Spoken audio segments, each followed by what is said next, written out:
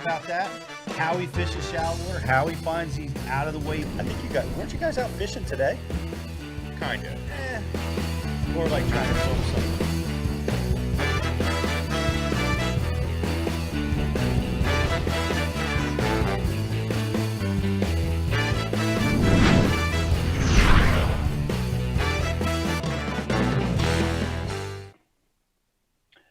Hey everybody, welcome to another episode of Bass University Live.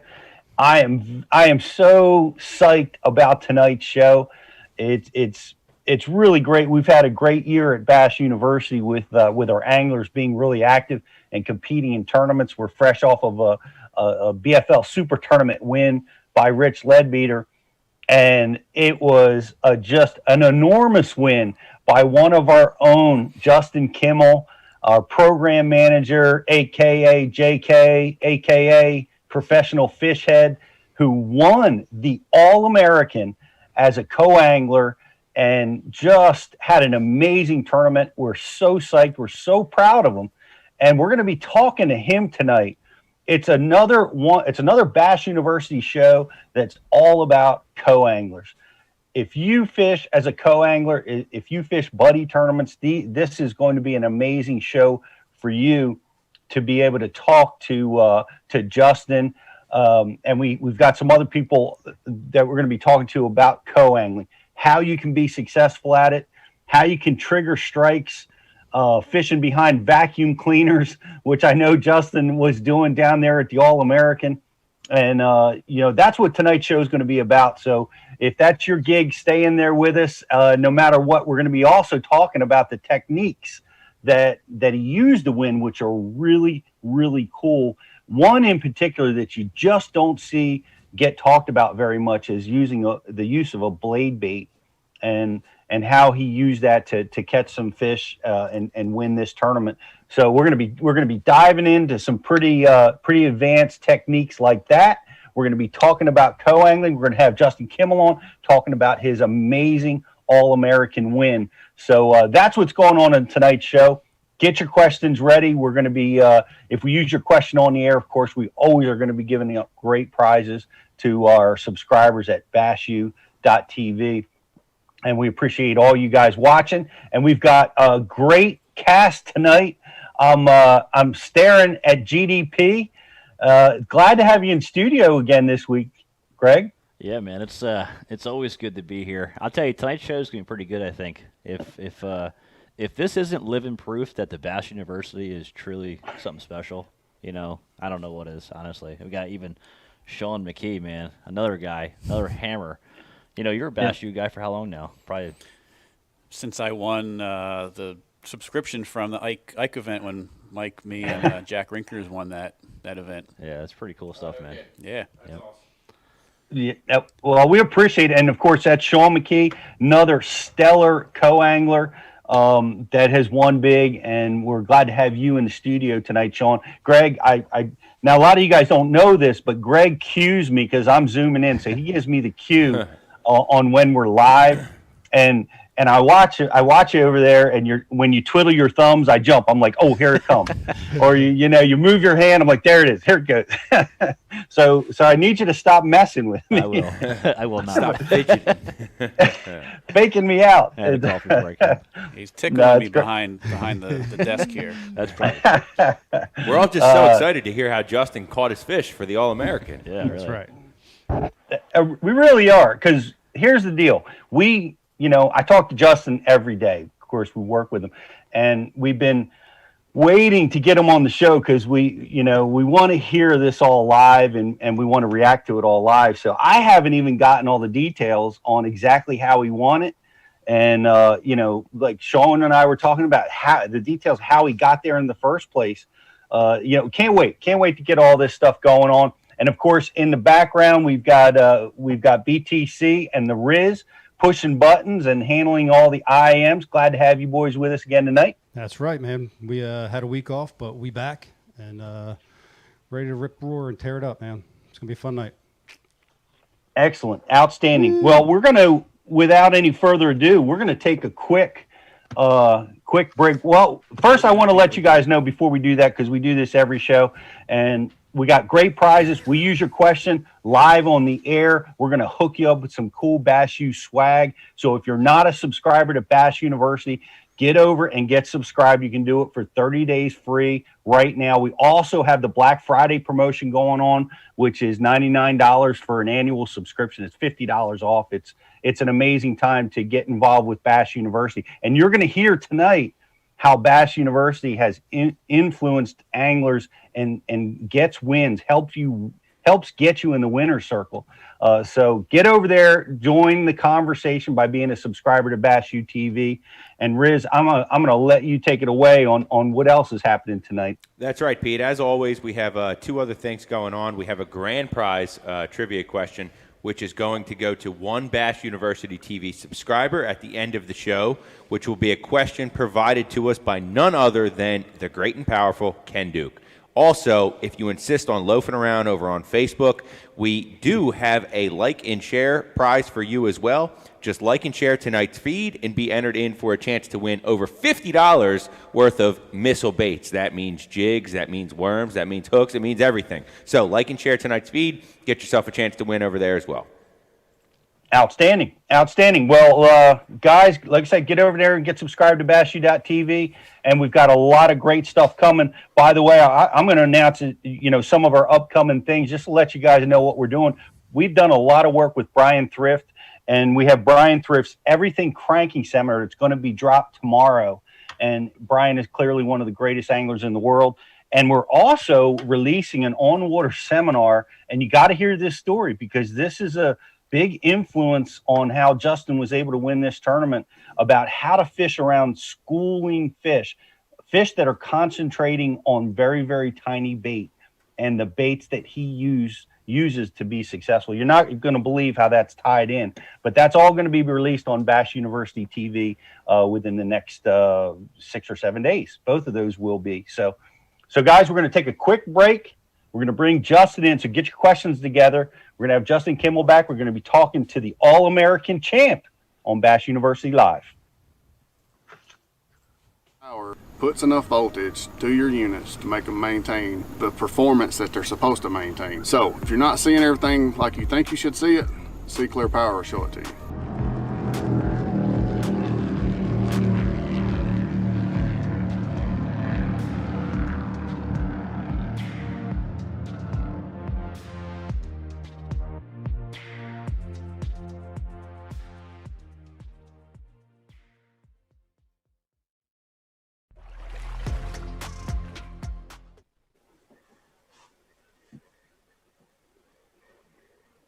That's you, Pete.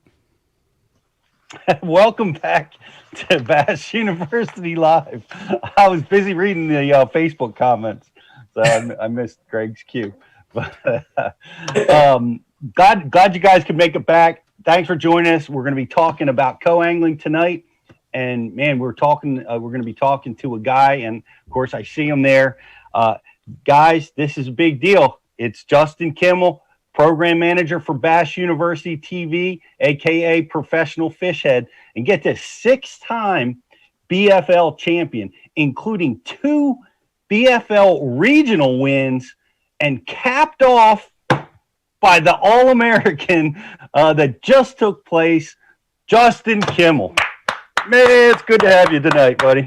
Wow, man, that's so humbling just hearing you rattle that off, man. It's been a wild ride, and I've been with Bash U through it all, man, and just excited to be here and as the guest. I love coming on this show. We have a ton of fun. It's getting more and more fun each week when we do it. But so glad to be here tonight. Well, it's awesome. I see the trophy. I see the baits dangling. It was an absolute thrill to watch, and I'm like scrambling for the phone, like to watch the weigh-ins, trying to get updates, looking at the score updates, trying to get information, and it was great because we had a really cool text chain going between Riz and BTC and myself, and we're watching and just going nuts, cheering for you in this tournament. That text thread gives me so much energy. I mean, like, I'm dialed in on that tournament. That's pretty much my focus. But when I get those messages from you guys and going back and forth, hyping up what I'm talking, what I'm catching them on. I mean, Riz, your energy makes me want to run through a wall, man. Just getting pumped up for me. I love it. I was gripping the steering wheel tight when I heard that you won. I couldn't help myself. Love it. Oh man. That was very exciting, and we were all so proud of you. You're representing Bash U so well out there, and that's terrific, and I appreciate you for that. But this is a big deal, and I was talking with Sean earlier, and he brought up which I thought was a good point, and I'm going to let you ask that question, because a lot of people, I mean, what is the All-American? Oh, you want me or Justin? Sean, go ahead. Ask what you wanted to ask. I Justin. wanted to ask Justin, a lot of people hear about this All-American, and they might not know what it is or realize that it's been going on almost as long as the Bassmaster Classic. It's so hard to qualify for it. Just maybe give us a little background on the All-American. Yeah, so for those of you who are not aware, I mean, the BFL All-American, that is my Bassmaster Classic. That is the end-all, be-all for the guy who's a working man and he's fishing derbies on the weekends, who's got, I got kids, I got a job, I got the best job on the planet. But I love the competition. My favorite thing in the world are team tournaments. I think it's how I've gotten to become a successful co-angler. Honestly, that's part of the story there. But yeah, as far as fishing these derbies, I think I've now fished 40 co-angler events in the BFLs since 2011 to 2012. I took some years off or whatever, but I mean, really, whenever I got to fish a full division and try to qualify for a regional, that All-American is your Bassmaster Classic. That's it. That's the biggest tournament that I can get qualified for and then fish. And this year has just been, it was supposed to be in April 30th through May 2nd. It was going to be big weights, herring spawn. I was jacked to fish the All-American at my favorite lake in the country. So to get into the All-American is special. To get into it at like your backyard, your favorite place, that's like, what are the odds, So to be here and first or last, it's special. It's special for everybody to get there. It's hard. They start out with 22,000 anglers trying to qualify for that derby and narrow it down to 48. How did you get qualified? What exactly did you do to get to this tournament? So I qualified through the regional championships. So the regional championships take 4 different divisions, top 45, 50 from each division. I think the field's like 170, 180 at a typical regional. And they take the top 6 finishers from each region. So it's a big tournament. You get, your top 6 is where you finish. And when I heard that the All-American, thank you to our pal and partner Neil Paul for Visit Anderson, bringing these tournaments to Lake Hartwell, it's definitely played a big time role in my success because I've done so well in Hartwell. But man, he brought the All-American and it was announced mid-season. Well, I was fishing the Bulldog division here in Georgia, just going to qualify for a regional at Lake Seminole. And when they announced it, I knew that if I traveled to Tennessee, I'd still get to fish 3 tournaments to qualify for a regional at Hartwell. So I was giving myself 2 chances, and so I traveled. My wife gave me the blessing to do it. And I traveled with no practice. I would show up. I fished a lake I'd never seen before, Tim's Ford first. It was almost over before it started. Caught a big smallmouth at the end of the day just to get 1 fish and keep my points alive. And then I top 10 the last 2 tournaments at Old Hickory. I actually really like Old Hickory. It's always tough. Weights are low. Keepers for co-anglers are just gold. And so if you can catch a few keepers, you're usually in the top 10. And so I finished off with a couple top 10s and qualified for the Hartwell Regional. And as fate would have it, won the regional. So that got me my qualification for the All-American at Hartwell. So I won the regional at Hartwell to qualify for the All-American at Hartwell. Then had to wait 13 months instead of like 5 to fish it. So you had to wait that long because of COVID? Is that why they had to push it out? They pushed it out to November, and I was just like, oh man, that post spawn, it was going to be a slugfest. And it was honestly there's a lot of things that just lined up for me, but moving it into the fall, I mean, I'd won 2 regionals, 1 in 13 and then one last year. Those were both fall tournaments.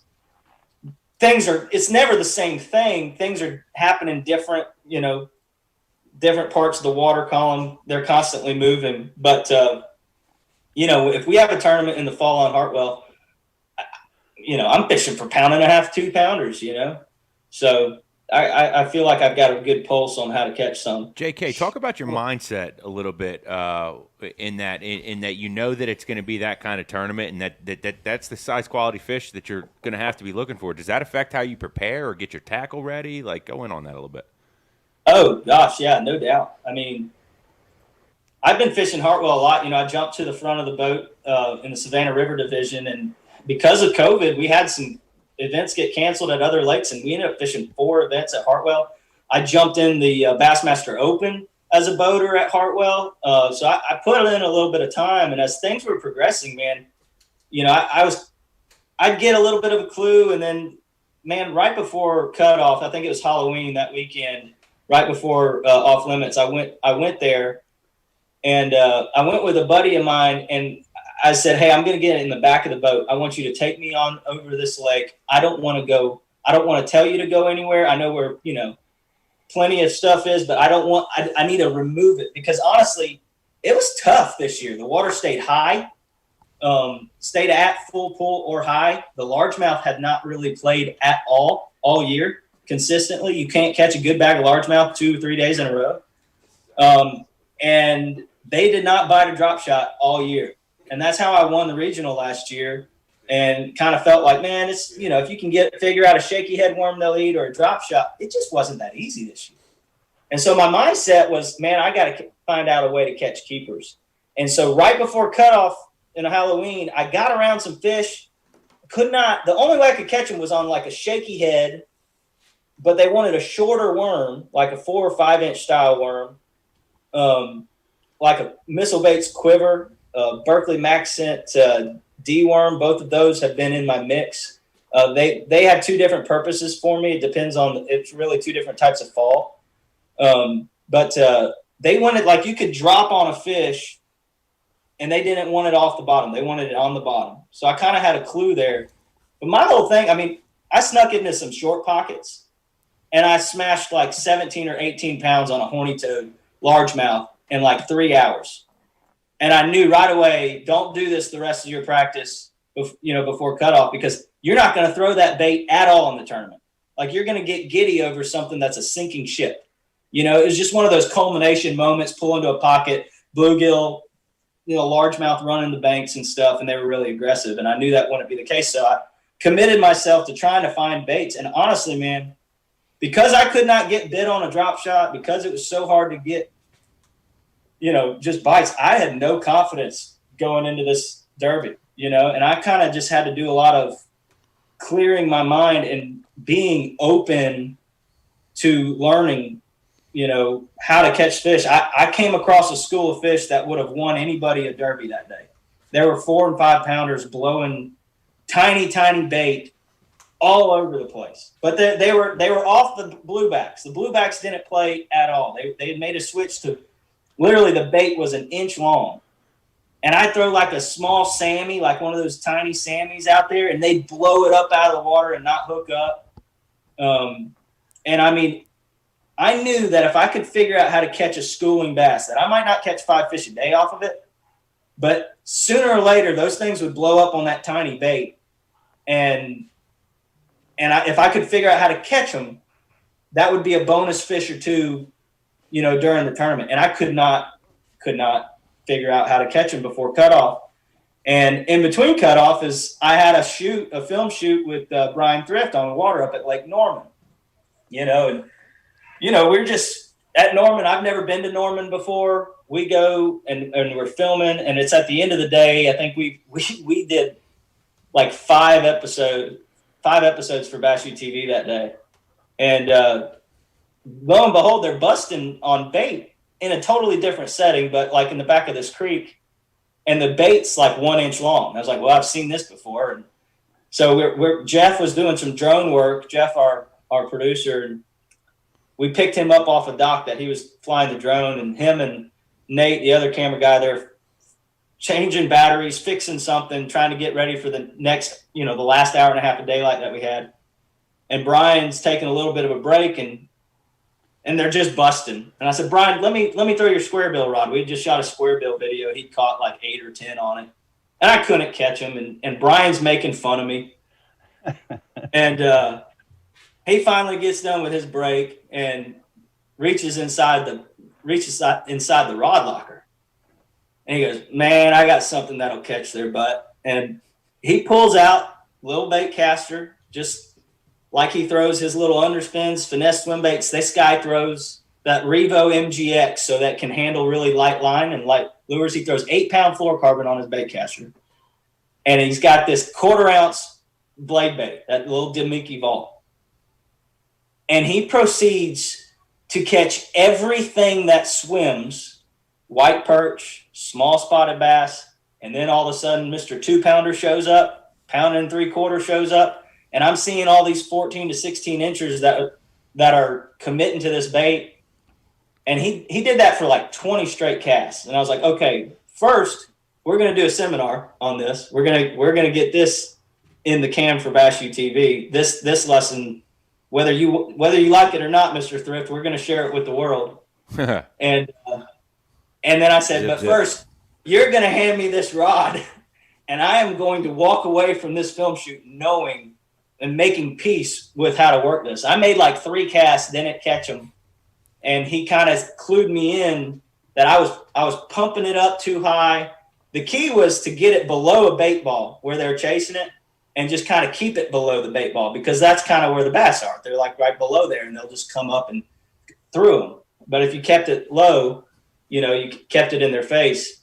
And after 3 casts, he showed me what I did wrong, caught a couple, and it wasn't what I caught.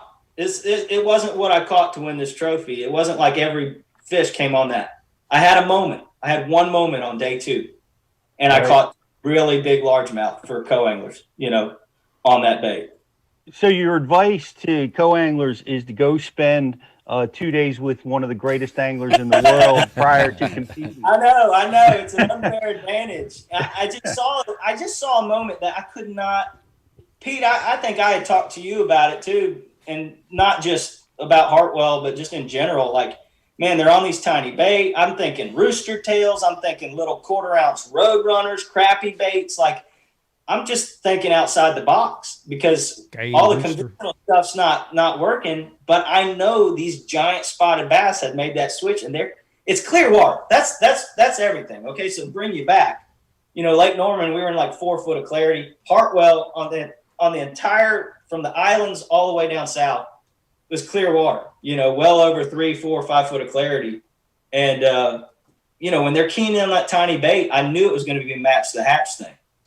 But they didn't eat the easy stuff for me, like a little 2.8, power swimmer. I thought that would be like everything. And it just, for whatever reason, it's like they didn't want the plastic.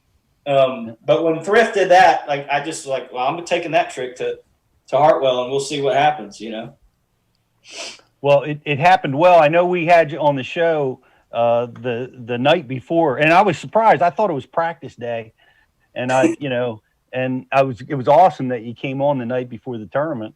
But once again, I was talking with Sean, and Sean, I want you to ask the question to Justin, because it was a really interesting question about how you made the transformation from that, what we talked about that night, to the winning pattern.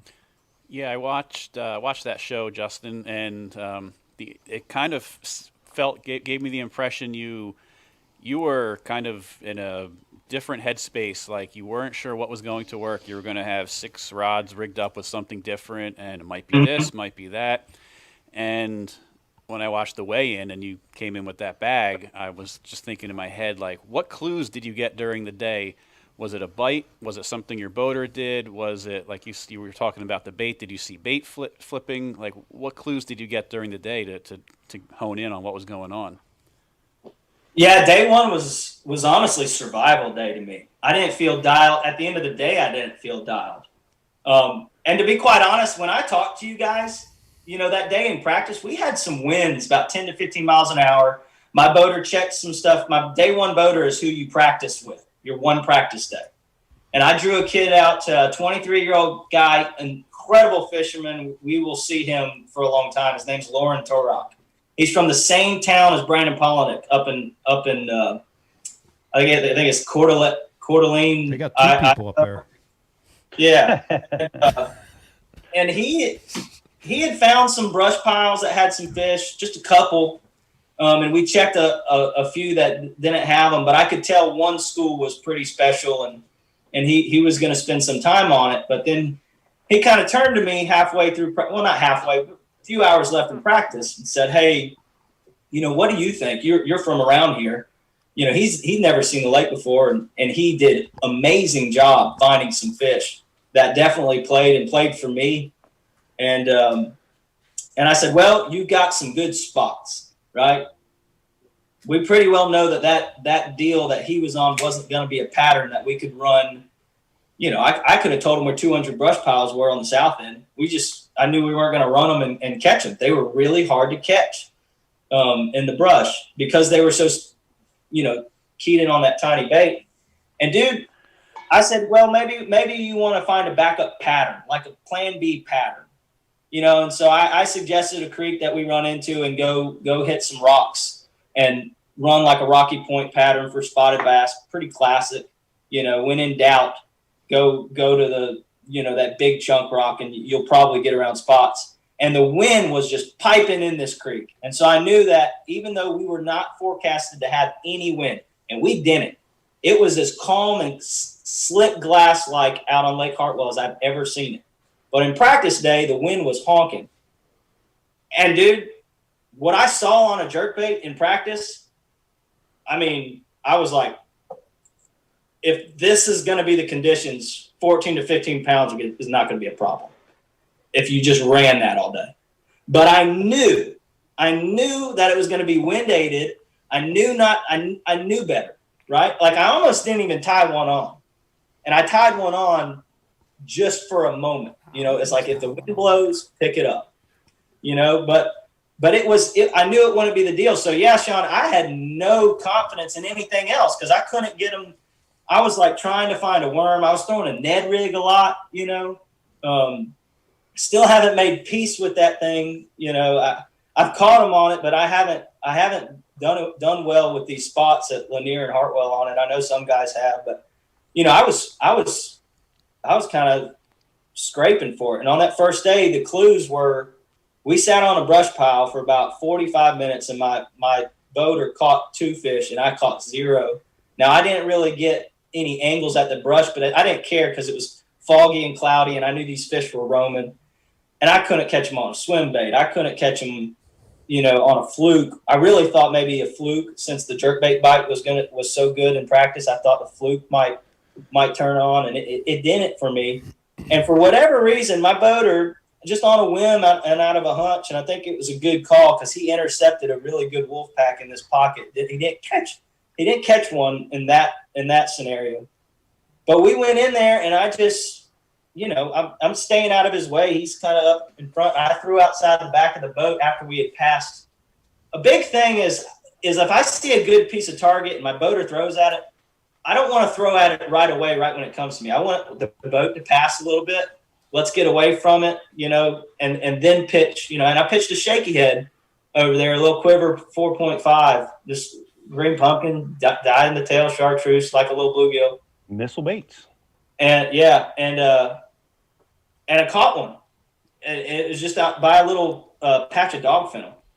It was about 1.5 pounds, but that got I'm weighing in a fish. Okay, this is awesome. Well, he runs into another pocket, and I see another patch of dog fennel up ahead, and he's fishing.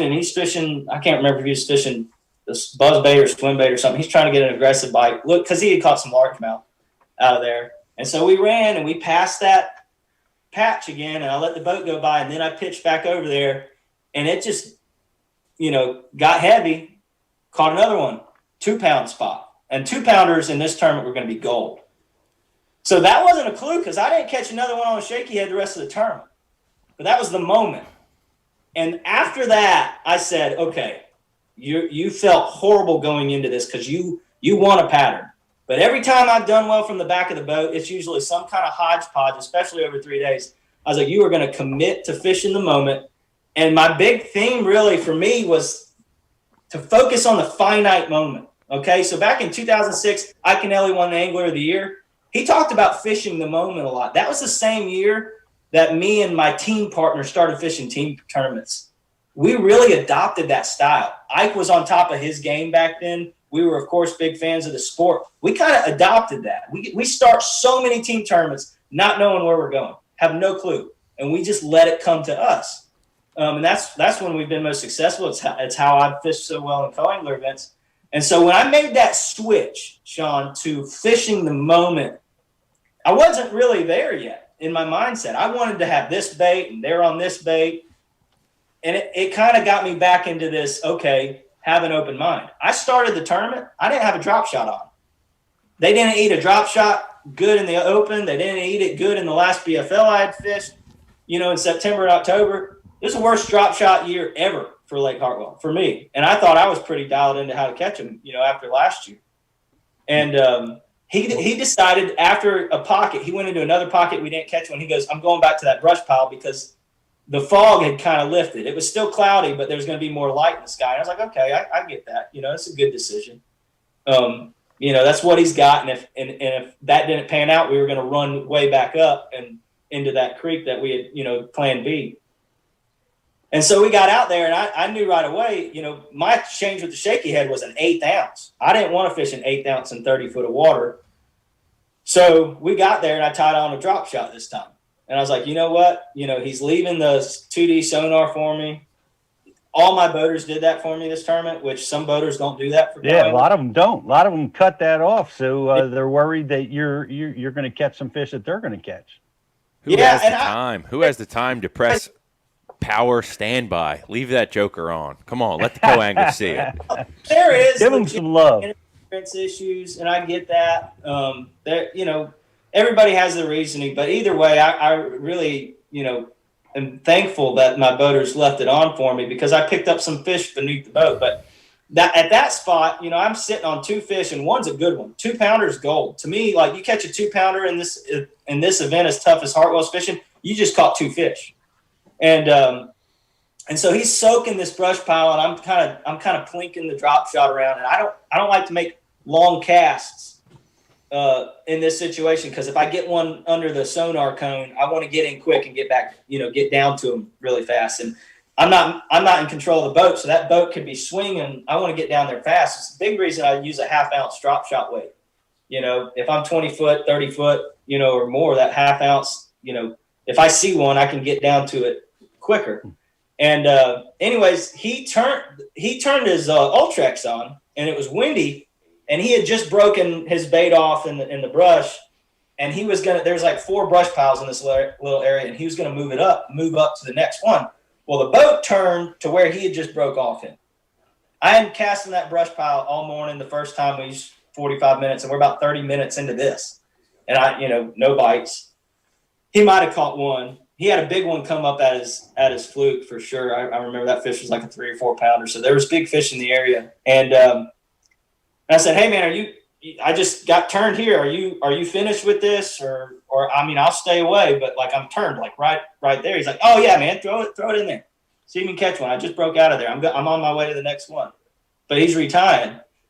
And I throw the drop shot in there and stone a bomb shot in pink belly. Sorry, but Tackle Warehouse is already sold out. But that bait's been just I think I had fished with a robo worm, and I'd fished with 2 different sizes robo worms and a different color. What's the Berkeley, the D worm. I kept like 7 drop shot worms in my pockets, just constantly rotating, because if I'm in a similar area, I want to show different looks. Well, I threw the bomb shot up there in the brush pile, and I found the brush really quick. And once I was in the brush, I just stopped. And I mean, I shook the ever living tar out of that slack for like 15 seconds. Do you just hang it get the weight hung Yeah, in it? you're, and I got that heavy weight, so it's not coming off unless I really, pull it. And a big change that I did in the moment, because I didn't show up with any drop shot. I showed up with a Ned rig tied on. Took that Ned rig off, so I had the John Cruz micro jig rod with a 6-pound Berkeley fluorocarbon, 6-pound test, and a number 4 Berkeley Fusion drop shot hook. Number 4. And as Pete knows, we've filmed with Rob Jordan. We've talked to Justin Lucas. When they go ultra finesse, they like that really tiny hook, and I've been experimenting with that some, and it's tiny, man. Honestly, the only reason I ever bought them in the first place was to take the kids bluegill fishing. It's a great bluegill hook, So I'd really gone more finesse than I like to. At Hartwell, I'd like to drop shot with like 8 or 10-pound fluorocarbon. I've always felt like you could get away with it there. But as tough as this tournament was, I went with it, and I'm shaking it, and then I stopped. After like 15 seconds of shaking it, I stopped for like another 10 to 15 seconds. And my line's just semi-limp, just dead sticking it. Because, this is probably my only cast in that brush pile before he moves on. So I'm just keeping it there. There's no reason for me to reel it in and keep throwing it back out there. Like, I know they're fishing the brush. Like, I've played this game. I've watched 2D sonar. Like, they're staying in there looking at it. And finally, this most subtle tick ever. And I reel into it. It's number 4 hook, so I'm not going to just jerk. So you just kind of reel in heavy. And then, that NGX does a good job of catching up to him quick. And Justin, is that how? Do you always drop shot with the micro jig rod, or was that an on the fly type of adjustment? It's on the fly, but I use both. So John makes a great drop shot rod for caching, but it's 7'4", and I like it better when you're plinking around or casting. I'm a short guy, so 7'4" is kind of a big rod. And when I've got to get down at my feet, I like that shorter 7-foot rod or 7'1", whatever it is, because I can just, okay, there's one on the sonar, put it right by the transducer and let that thing go down. And that 7'4" creates a little distance where I get a little bit closer, and that's why I get a lot of guys like that 6'9", 6'10" drop shot rod when they're dropping on, right? I like that longer rod when you're pitching or casting to them. But no, the micro jig rod, honestly, for my setup with 6-pound test with that tiny number 4 hook, it was perfect because it's got a medium heavy. It's a medium heavy backbone, but with the softest tip for like those net rig, small little tiny hooks. So I had enough meat to at least try and get something out of the brush, but then I had the tip all day to sit there and hang on to, those big spots are like saltwater fish sometimes. They'll just take a ton of drag, and you just play it out. Did you execute on this fish? Yeah. Sorry. So I get this bite, and I set that into him, and dude, I'm feeling head shakes. And a lot of times with spots, you're not always feeling head shakes right away. They're running. Well, one, it wasn't a spot. It was 30-foot deep brush pile. This fish gets stuck in the brush. Well, he's still retying.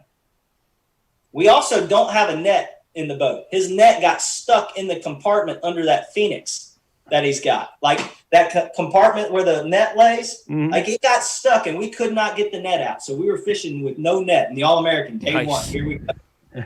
Well, dude, longest 30 seconds of my life. I don't have the trolling motor. I can't go get over the brush pile. I didn't feel like I wanted to ask him to. So I kind of just played. She's still there. She's still there. And dude, all of a sudden, my prayers were answered, and the line just started lifting. I was like, "Oh, she's free!" I loosened off that drag so bad it probably took me 5 minutes to get that fish in. The 6-pound Berkeley trilene was just frayed, but it stayed intact. I had no net, and I got it down and I lipped it. It's a 2.5-pound largemouth, absolute gold. That tournament. Goldfish. Oh, and it's a huge shot in the arm. to have fish. And that's it. I got that fish on day one, and we ran up to the backup pattern, which I knew wasn't going to be great but the fish were in the area, and he actually caught like a 3-pound spot in the area just on a fluke. Fish was busting bait. But I caught a 9-keeper on a shaky head on those rocks. Well, we got onto the pocket pattern. We kind of stumbled into them on pockets, and my partner lost 2 4-pound largemouth. Could have absolutely changed his day. Okay. Sight fishing largemouth. They were cruising the banks. He sight fished them with a drop shot. Got 2 of them on. We saw 5. We saw 20 pounds of fish in one pocket, and he lost both of them that he hooked up. But when he wanted to go run some more pockets, so when we did, we pulled in at the mouth of that, at the point where those rocky points were. Well, guess what? The wind turned on for like 5 minutes. This happened in my regional last year. Like, I wanted to catch some fish on a jerkbait, never could, but the wind blew for like 10 minutes. I pick up a jerkbait. I catch a key keeper on day one. Dude, it happened all over again. The wind blew for 5 minutes. I grab a jerkbait and say, okay, it's time. Get him in the boat because this wind's probably not going to last forever. I mean, it's just enough breeze to give you confidence to pick it up. I pick up that jerkbait, throw it up there, and pop one, and it's got the back hook, just one back hook, treble hook, and it dove at the motor. I mean, that Cashin jerkbait rod is just money. Like, I can't tell you how many times I've caught a key fish that should have probably gotten off, but the Cashin just, I don't know what it does. It's got some superpower of absorbing that. But it gets them in the boat is what it does. Well, I was able to do the Kevin Van Dam trick, where you lay your line over its face and I got 2 more hooks in it right as it went on its big charge at the boat. And of course, no net. So that was interesting. I belly grabbed it like a smallmouth, and then no more wind the rest of the day. That's so huge. I mean, guys, I can't tell you how important the wind is. And you really, your story is the epitome of that. I've seen it so many times when the conditions change, you got to react, and you got to react quick. And you definitely did that. And that was your 4th fish, right? You got one more coming.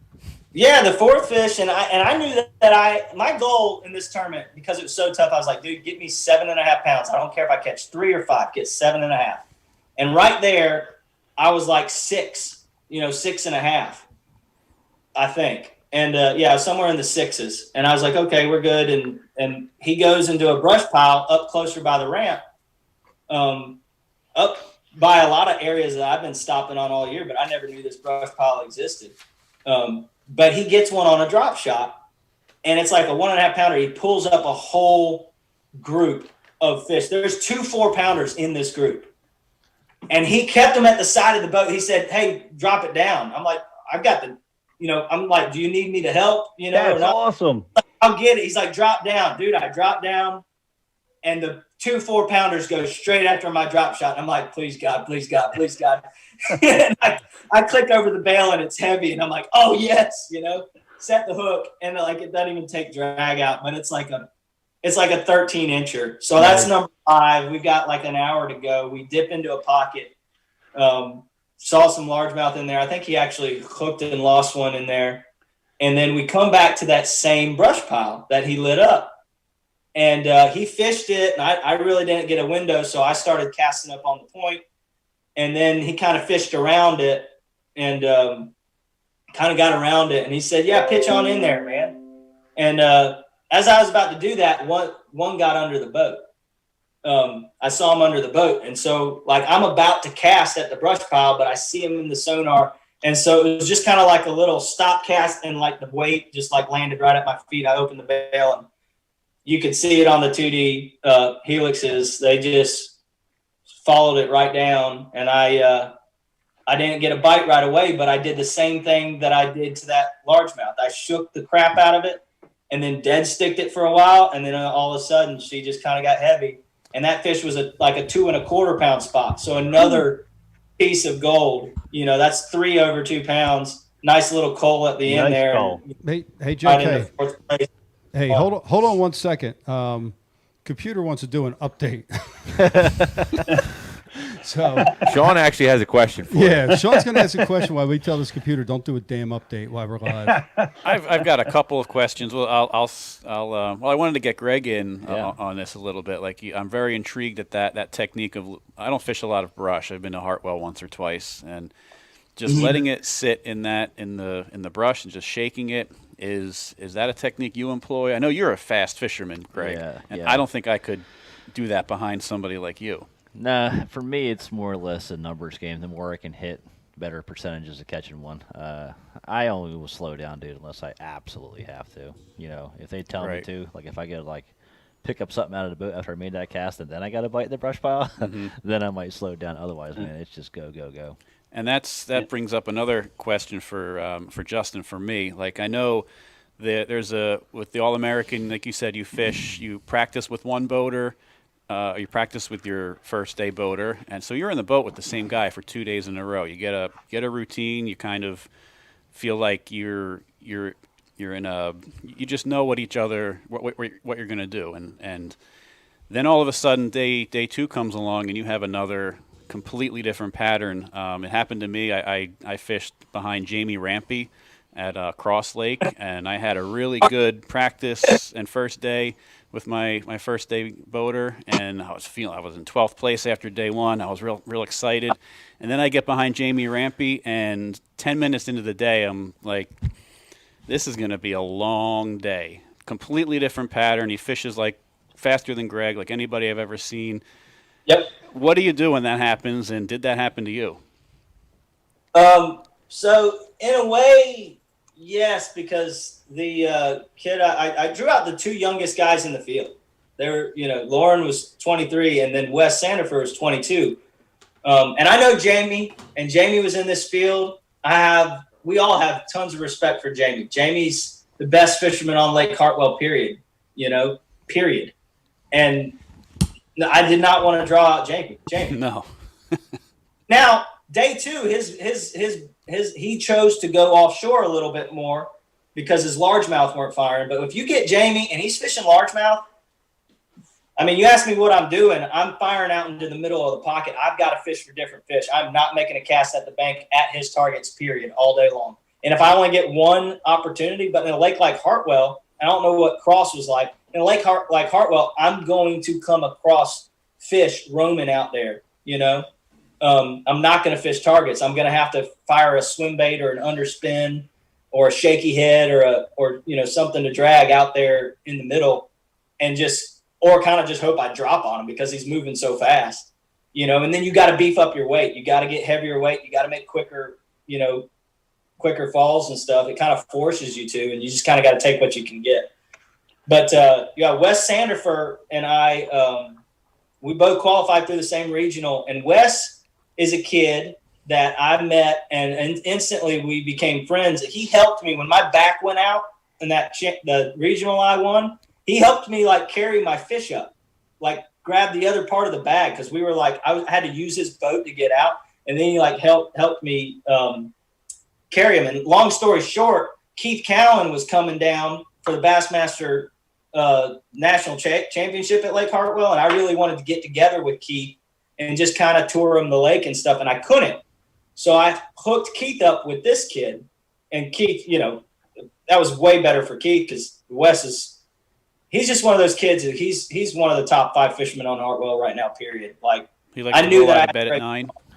9:30. But the good thing is Wes and I had kind of become buddies, and that was good for me. And I'd stay out of guys' way, so I wasn't really casting all over him. But what Wes was doing was completely different. I liked what he was doing a little more. It was more of a couple of spots. And, that morning we blasted off at 7:30. We got to our first spot at 7:45. And in 10 minutes, I had a 2 1/4 pound spot in the boat. And he was just working the underspin pattern up in the ditches and stuff and firing out ahead of the boat. And I could kind of make quartering cast along the sides. But I looked at the sonar and there were a couple, and he even said, "Hey man, we're going over a couple." What kind of dude does that? But he wanted me to do good. I wanted him to do good. Dream scenario was we both just go take the lead and fish together again. It was more loose. It felt like a team tournament, and so I dropped down on one and catch one on a Pinkalicious, I think, bomb shot right off the get-go. That's like their morning dawn color. And I said, the reason I went to this bomb shot, guys, it just felt so more finessey, right? Guys, everybody and their brothers dropping a robo worm or something like that. And this has just a lot more sleek profile. And when you go down to that number 4 hook and you rig it like that, like Aaron Martins taught us, where you hide the hook. Can we get a zoom in on that? Right at the nose. That's maximum action right there. Yep. So when I'm dead sticking it, it's still doing something. Look at these ribs, like the meat of it's so skinny, the meat of that worm. And then you got this beautiful spade tail or whatever, and it just does so much for you. And then you can shake it or whatever. But man, I went to that because I felt like I was going more finesse, and I felt like. Sean, we got a close up on that. So he's zoomed in on the feed, so you can go check it out.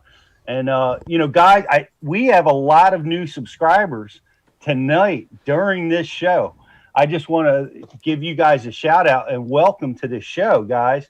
Welcome to the Bash University family. Appreciate you guys being part of the program. We have an amazing 30 days free right now, or a $50 off annual subscription for our Black Friday promotion that's happening right now. And I know, we've got new guys. Go over to the IMs. You can ask your question to Justin. Rich, I know we've got some Bash U TV subscribers with some questions. Stack it up. Let's fire them at Justin. Sounds good, Pete. We'll get right after it. Dibbin on the message board wants to know, Justin, how long do you typically stick with one bait before you decide that you're either done with it or switch to another? I don't. I never stick with a bait. That sounds crazy. I wanted to, but man, I can't stress it enough. Like, I don't want it to sound cliche, but this whole fish, dude, go watch Mike Iaconelli fish the moment. That's like a totally different style and commitment to fishing. And like, if I commit to one bait, I miss opportunities. I miss the 10-minute window that they're going to eat a jerkbait, because they're not going to eat it without that wind in my scenario, right? If I've got a long cast out because I'm getting bit every once an hour on a Carolina rig, and I got a long cast out, I don't even have the drop shot ready at my feet to drop on one. Like that's just missing opportunities to me. So, like, to answer your question, I don't stick to anything. You could tell me that if I keep a chatterbait in my hand all day, I'm going to have 20 pounds. So that's great. From the back of the boat, that'd be really, really tough. Like, from the front of the boat, okay, I get that. But, back there, you don't know what angle you're going to get. You don't know, what opportunities coming next. So, man, it's really hard to fish that way. But I don't know how else to say it, except I think maybe one of my 6 BFL wins came where I weighed in all 5 fish on one bait. I think it's really important to note about you, Justin, which I think is amazing and a testament to your ability to adjust, is you're doing all this with little to no practice time on these bodies of water. You're pretty much showing up the day before the tournament in most situations. Mm-hmm. Yeah. I mean, it's been a long road to be able to have success, to do it that way. But you kind of confident in that, I don't know what Bash U has been a big part, because I live and eat and breathe and have to all this education. Amen to that. It's constantly coming in, whether I like it or not. How many times a day does, when you're processing the information that's going on around you, like something will click that you'll refer back to on something you saw on our show or seminar or whatever, and it just gives you the best way to describe it is like that little bit of more confidence in your decision, the next decision that you're going to make. And we all know that when you feel good about what you're doing, you typically do better at it. That's right.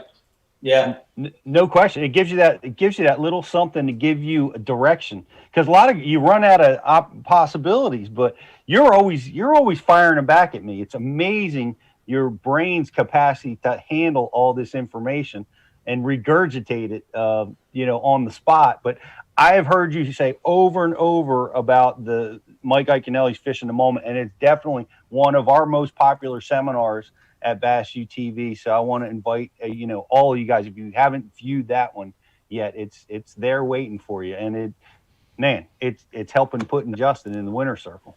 Yeah, it's cool. That's the mantra. That's the style of fish that I fish by that. And Ike I didn't know I didn't know Ike personally back then, and now it comes full circle where I got to ask him to do that seminar, and take him back to that place. And, because look at a lot of his wins, man, these Summit Cups that he's won, watch those things, dude. He's fishing the moment. It's developing that stuff on the go. Those Summit Cups, the made for TV ones, like he didn't have practice. They got a 15-minute ride around. And that's he excels. He's one of the best in the moment anglers of all time. And that's kind of where we kind of adopted that fishing from so long ago. But for a co-angler, it's the best way possible. Well, it's one thing to say it. It's another thing to do it. And by the question that you had earlier, it's easy to get locked into something and not be able to adjust. And you're doing an amazing job at that, to be able to win these tournaments with little to no practice. It's amazing. Stats are off the charts. I wrote down 26% of the time Justin is in the top 10 when he competes in these tournaments, and 12% of the time he wins. Wow. And there's stats that you just don't see. It's pretty spectacular. And I know we got a lot more questions, and I want to throw it back to you, Rich, to our IM board so they can talk to Justin. That's right, Pete. Brian's Rusty Hammer wants to know, Justin, what was the biggest key to your win at the All-American? Honestly, that decision to settle down and just fish the moment without trying to gain in on a pattern. The day two decision, I kind of led up to how the day two started. My partner Wes went and said, I'm going to go fish these docks because we're seeing bass bust that tiny bait on the shore. And so he's going and running a swim bait up around these docks, and he's moving fast, like Jamie Rampey style fast. And I'm like, oh gosh, what do I do? Like I'm trying to think what I need to do. And I started firing, out in the ditch, and I was like, oh, they were busting that tiny bait. If we get around something like that, I'm going to get that blade bait and put it at my feet. And I did. And that was the moment right there. These two fish were huge for me. And he's burning up the bank, and he cast it at a bait ball. Tiny little shad. I mean, dude, they were that big. They were this big. And if you guys can't see it, that's about we got it. Yep. It's an 1.25 inch long bait or something. It's so tiny. I mean, my hands are small. Look at that. Never admit that. Yeah. Big enough to hold up that check, Brian,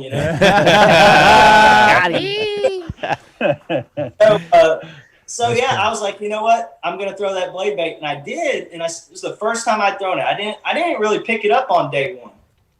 And I had actually caught a couple in practice on it, but they weren't keepers. And I hooked one in the tail, and it was an 11-inch spotted bass. And I mean, I'm out behind the boat and just reeling this thing in. And Wes kind of stopped because I hooked it in the tail, so it felt big. It wasn't a keeper. It was 11.5 inches. But there's where the relationship, I think, with Wes went a long way for me, because he goes, hey, I'm going to slow down right here, get that fish hooked off, and go ahead and fire another cast into that bait ball. I mean, I think he made a cast into it or whatever, but he said, go ahead and see if you can get a keeper. Otherwise, he would have been long gone by the time I got that fish unhooked. So he took care of me there. I get up, I fire that blade bait in there, and I start yo-yoing it the way Brian showed me how. And dude, one just pulverizes it. Well, you got number 8 hooks on it. I got like a 7.2 shaky head rod, spinning rod. And all you can do is just wind it in slow, and pray. And all of a sudden, I thought it would be a spot. She comes clear out of the water. It's like a 2 1/4 pound largemouth. Gold. I got a 2 1/4 pound spot in the boat. Well, I get that one in, and they start coming up on that tiny bait all around the boat. and he picked up a bait that's really been hot for that situation, a jackal riser. It's a weird bait. You kind of reel it on top of the water, and it's like that big too. And he starts casting out on the front of the boat because they're coming up.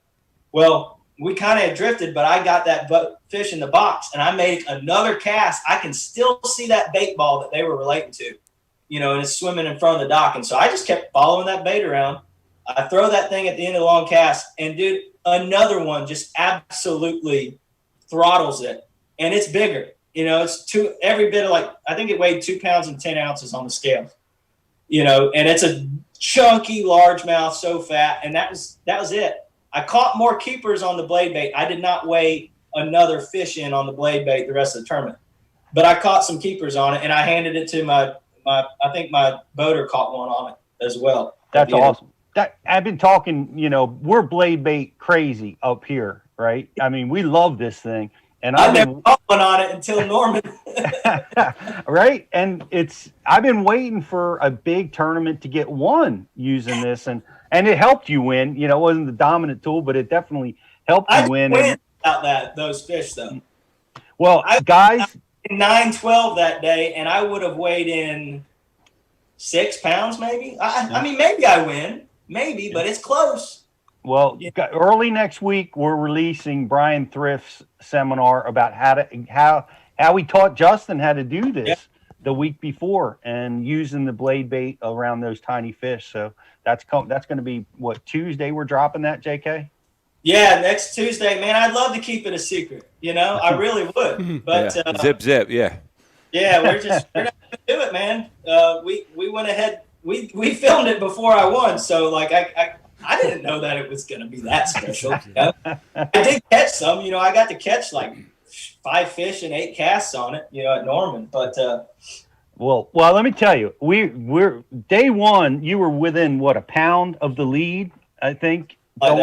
Going into it's like pound and a half something. You were right there, 5th place or something there, fourth place. Mm-hmm. And day 2, you took the lead. Yeah. And I mean, we're just all so over the moon, man. We're going nuts over here. You had to be. I mean, were you nervous? Were you psyched? Where was your head at? So I'll tell you this quick little tidbit. I woke up each day of the tournament, not practice day, especially because I think it started with not having a good notion of how I was going to catch them. I had so much nervous energy each morning. I mean, I had to vomit every morning of the tournament. Every morning. Well, day 1, 2, and 3. And I've never experienced anxiety like that. But once it happened, I was good. Let's go fish the Derby, But I don't know if I just. Were you doing that? Were you doing that in the live well or over the boat or in the room? Where was this going on? So off the porch off of Bob Rutherford's cabin. But man, it truly was. It was one of those things where I don't know if I just put pressure on myself. I mean, I was the only hometown guy in the field on the co-angler side. And in my mind, this was mine to win. I'd envisioned winning this tournament for a year now, and I just wanted it so bad. I can only imagine when the Elite Series came to Delaware. Yeah, I remember reading an article about Ike at that time, and he put so much pressure on himself because of all the expectations that were put on him. Yeah. Yep. And I didn't have that in the public eye. But man, I put that on myself. It's and I spent a lot of time on the water this year. Fishing the BFLs as a boater. So, I felt like I should have had an advantage, and I never felt like I got that advantage going into the tournament. So I was just really nervous about it, and so yeah, that definitely was how I was feeling. Just pressure and nervous. And for whatever reason on day 3, I had so many great support messages coming in from you guys, from my family and friends, and just all over. I was like, you know what? I've been in this shoes before. Both of the regionals that I won at Hartwell, I took the lead on the second day too. There were so many deja vu moments.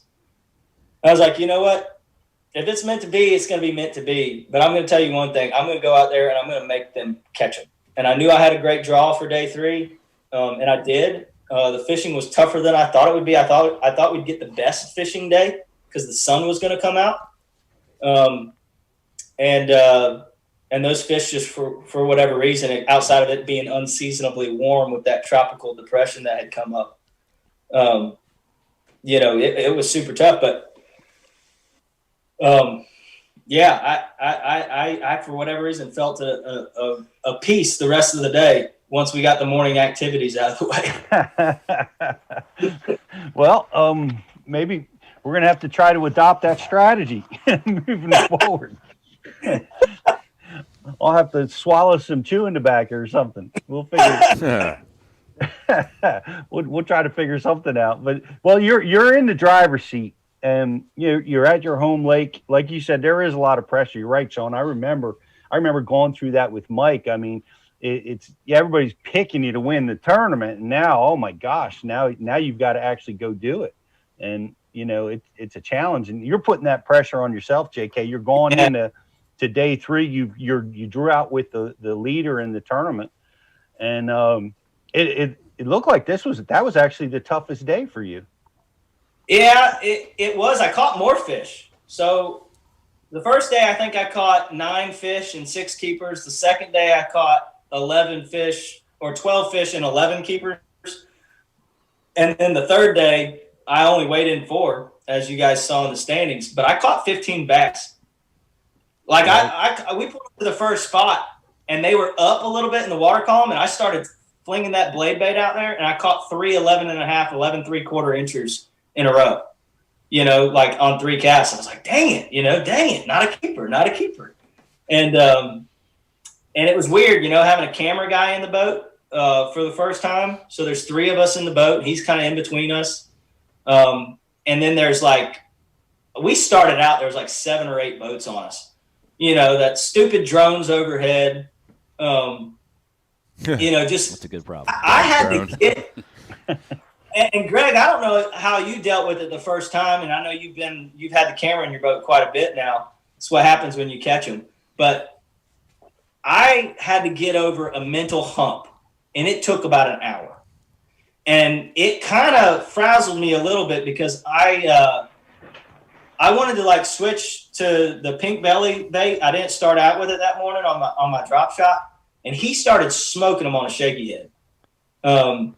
And he caught 6 keepers before he cold before I ever caught one. And I kind of just felt this not being comfortable. I remember one time I wanted to turn down and cast down the point and fished it uphill, but if I cast it down there, I could have cast past one of the spectator boats. So wow. I felt really boxed in. Yeah. And all the focus is on Todd. Todd Goad was my draw. He's a great fisherman, great guy. And so I'm kind of I'm along for the ride, right? And I'm staying out of his way, trying to figure out. And I kind of said, you know what? He is fishing this style. I've gotten this type of draw before at Hartwell. He's going to approach his target and waypoints. He's going to make long casts to him. And then after he does that, he's going to kind of go try to get on top of some and drop them and try to follow him around a little bit. So I knew that if I got too far out, and this is after about an hour of I can't even tell you what I was doing the hour. I thought I didn't pack my pink belly bomb shots, and I was mad about it. Well, I just put them in the wrong bag, but I didn't think about looking in the other bag for a whole hour. And so I ended up finding them, and I was like, you know what? He's going to do this.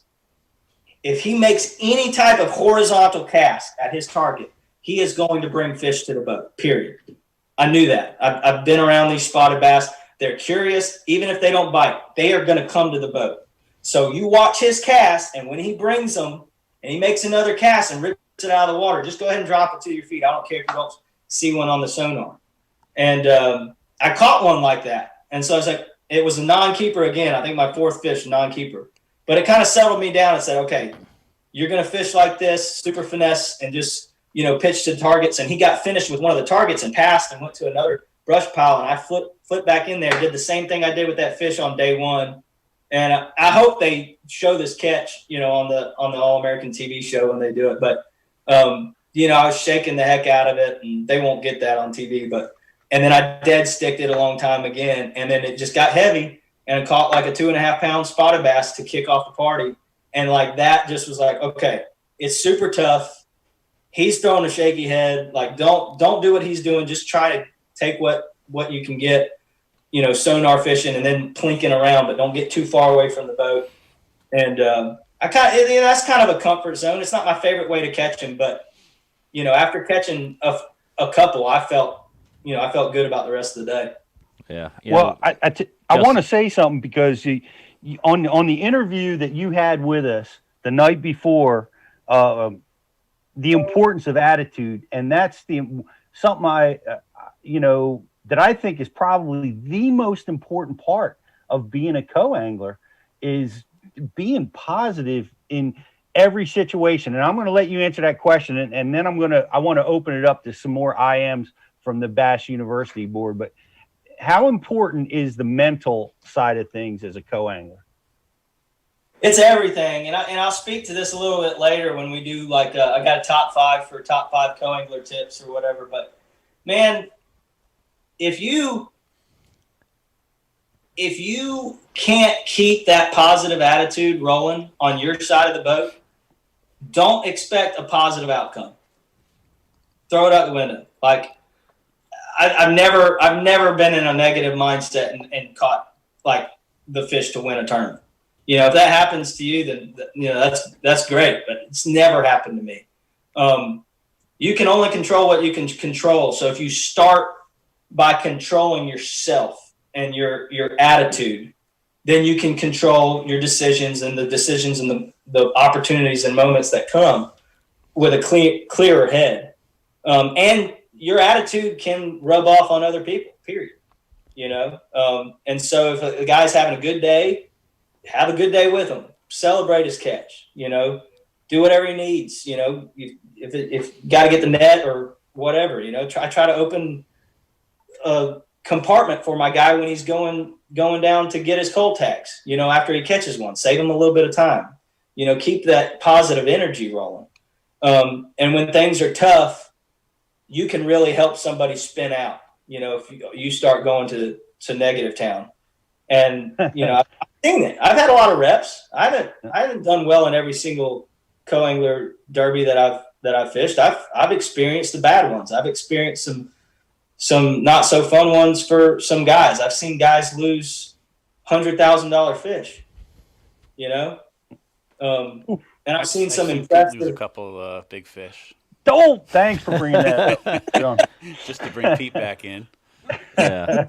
You know, Justin, from the outside, you know, looking in, I can tell you just the way I hear you talk about things, I think you're ready for the front of the boat full time, man.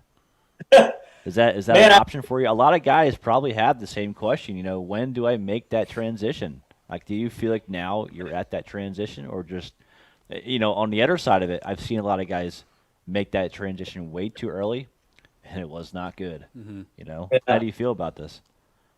Well, I'll tell you. So I won the regional last year, and I got into a boat. You know, my dream boat, Bass Cat. It's pretty much, you know, the same boat Pete and Ike are running. I love it. It's an amazing blessing to have that boat. And I made the jump on the boater side, and we had one. I'll call it a great finish because it was a top 20. We had a fog delay, only 3 hours to fish, and I scratched together a decent limit. But man, I took a lot of chances. I fished, you know, the Bassmaster Open was really positive, even though I lost a lot of good fish that second day. Like, it was a positive outcome for me. I gained some confidence. My regional this year at Lanier, I was not on anything. I only got 1 day to practice because I got into the tournament late. And then I had 3 stinkers, you know, throughout the season that just weren't any good at all. So, you know, I'm wrestling with that right now, Greg. Like, I don't know what I'm going to do in 2021. I don't know if I'm going to fish the front side of the boat or not. I've got a lot of cool things that could happen. You know, I don't think I'm. I don't think I'm there to where I'm making a decision yet. But I am entertaining staying in the back of the boat. Yeah, and it's not a bad move at all. To the front. Well, with the stats you show in the back of the boat, which are some phenomenal stats, you're gonna keep humbling them over there, and selfishly, we get to keep it at Bash University. So, but I'm happy to support you in whatever way you go, Jake. I love my job, but man, I love my family. My kids are young and they're growing up fast, and if I can find a way to fish more derbies. Like, I'm passionate about it, dude. And I love our team events. We're fishing our same team trail. We had a great last couple of years. We're going to go fish the ABT 100s, 3 big money team tournaments over in Alabama this year. Those are my favorite things to fish. You know, my team partner is why I can catch fish behind people, period. I've been fishing with Matt Henry for 15 years. And when I met him, he was 20 years old and winning a co-angler title on the BFLs or ABAs, I can't remember, Bassmaster Weekend Series, but the dude's just a vacuum. Whatever fish he's around, he's going to figure out how to catch them. And I think that all those years, you know, I stay in the back of the boat on team tournaments. I don't get up there with him. And I have some pretty hardcore opinions on that. We can save that for a team tournament episode. But, you know, I stay in the back, and it's developed me as a back of the boat angler, you know, and I enjoy that. Back to the point, I enjoy that. So I prioritize that over the rest of my schedule. And if I can fish more co-angler events and not have to take a day off of work and not have to take a day away from my family, that's what I value. You know, I value that. And, you know, the top priority on my plate right now is, you know, supporting my wife and raising 3 kids, you know, so that goes before all. And, man, right now, I don't think I could pull off like going on tour, doing these tournaments where you got 7 days because you need 3 or 4 days of practice. Don't get me wrong, I love it. Oh my God, I love it. But right now, for 2021, you know, looking out right now, I don't think it's for me right now. Let me follow up that question, JK, because I saw it and it was very emotional for me. How was it for you? You had Catherine, you had all 3 kids there seeing Daddy win that big tournament. Man, what did that mean to you to have all them there? Yeah, dude, you're gonna make me cry. You know, I took an alternative route in life. I left a cush corporate job with a nice, horrible commute. For, you know, what our culture would call the safe route, the safe money. And there's nothing wrong with taking care of your family and doing what you got to do.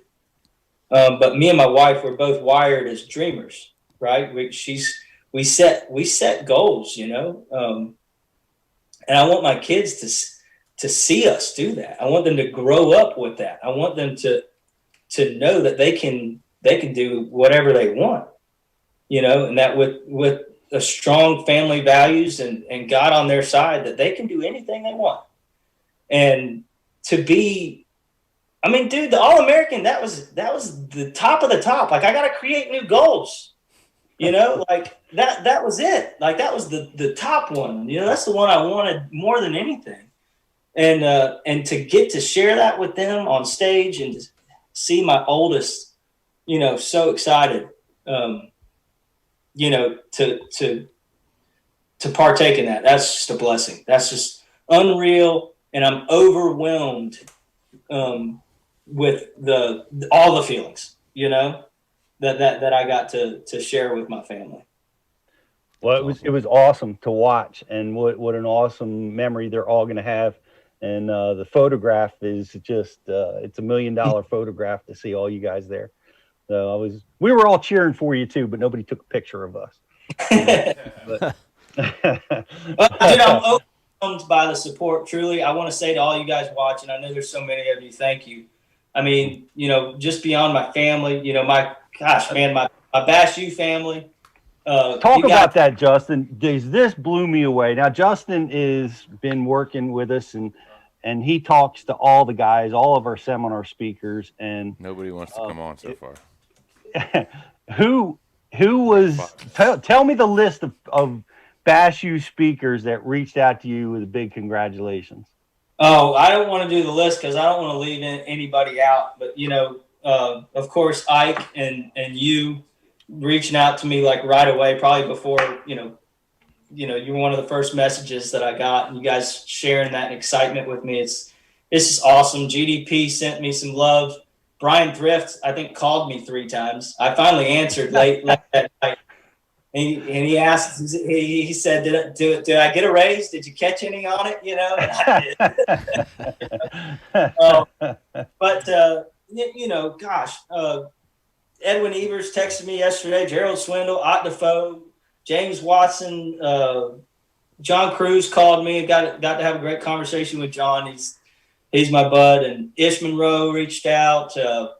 Man, I hate it because I'm going to leave out, but probably 30 or 40 of the guys that we worked with. Fred Rambanis, Freddie's been, he's always pushing me to go further. Brian and chasing after this. Brian Carpenter, man, Brian keeps me juiced, man. He and Riz both. Hey, Riz, oh God, yeah. You guys got that Jersey power energy, and it's like, man, it's like I said to Riz, like, want to run through a wall. I get so pumped up.